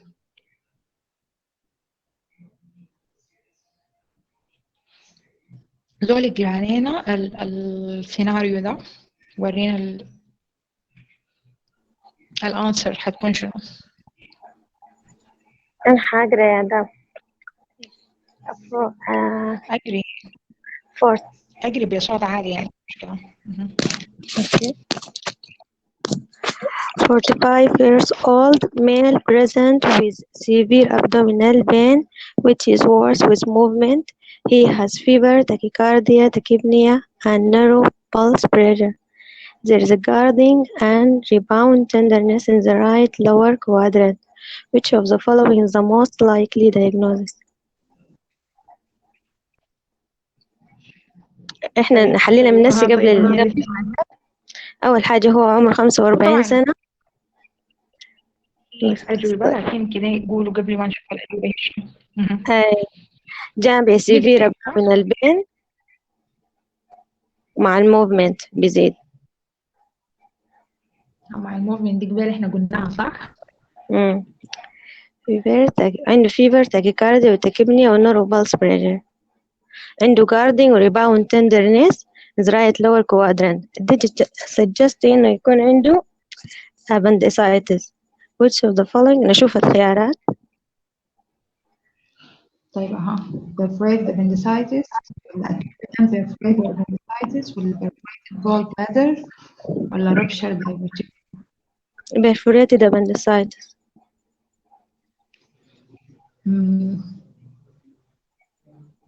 تمام. perforated appendicitis. ليه يعني بتجيب perforated appendicitis؟ لأنه جاته الفيبر والتاكيكارديا، كأنه حصل complication للحاجات كتير. بالضبط كده. بالضبط كده. فعلا right answer is perforated appendicitis. well done. شوف السؤال اللي بعده. ما واضح شديد، سوري. أقرأه لكم. This is the most diagnostic investigation for acute pancreatitis.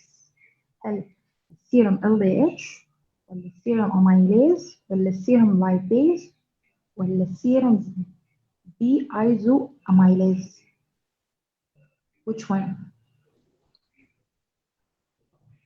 serum lipase. serum lipase صح تمام. serum lipase is more specific and accurate for diagnosis of acute pancreatitis than السيرم amylase. يعني الحالتين اللي احنا هنشوف فيهم الاميليز واللايبيز صح؟ طيب اللي بعده.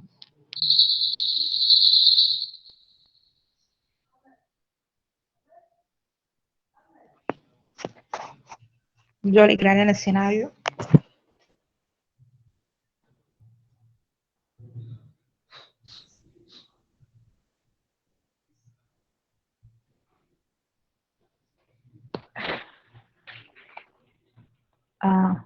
دول اقرا لنا السيناريو يا شباب.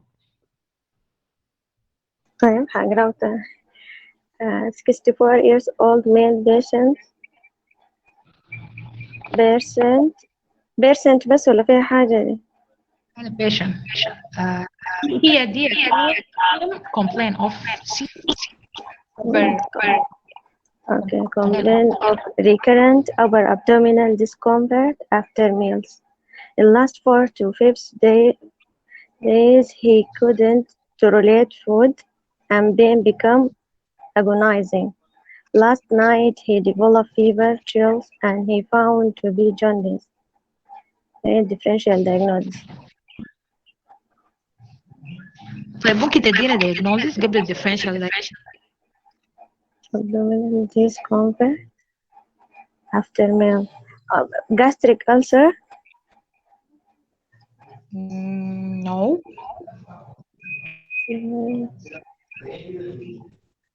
ممكن تكون differential diagnosis لكن أنا دايرة أنا داير لما تلقوا عيان عنده كده وكده Jaundice, وكده fever, ascending cholangitis, fever وبين وشو عنده sharp triad fever والبين والجوندس بالضبط كده اللي هو ascending cholangitis. طيب differential diagnosis شو ممكن تكون؟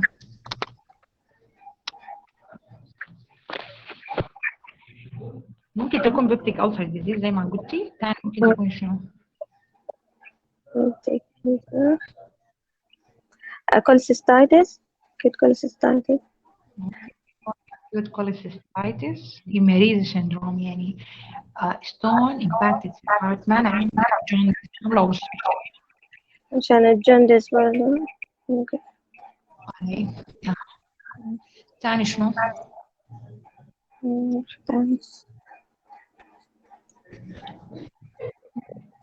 hepatitis ممكن تكون ثاني شنو؟ acute pancreatitis صح؟ اي ممكن ثاني تكون شنو؟ ممكن تكون hepatitis صح؟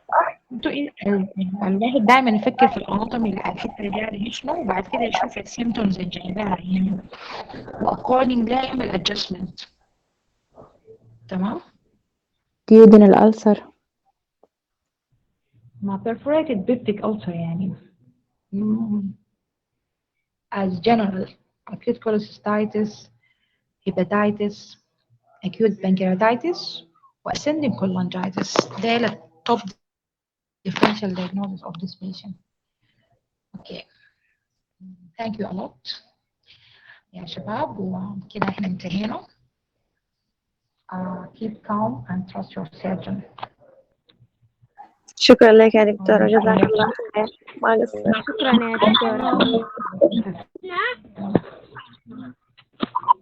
يلا تكونوا استفدتوا يا شباب من المحاضرة دي. والله كثير شديد الحمد لله. شكرا لك شديد. شكرا لك يا دكتورة كانت لطيفة. شكرا لك. موفقين كلكم.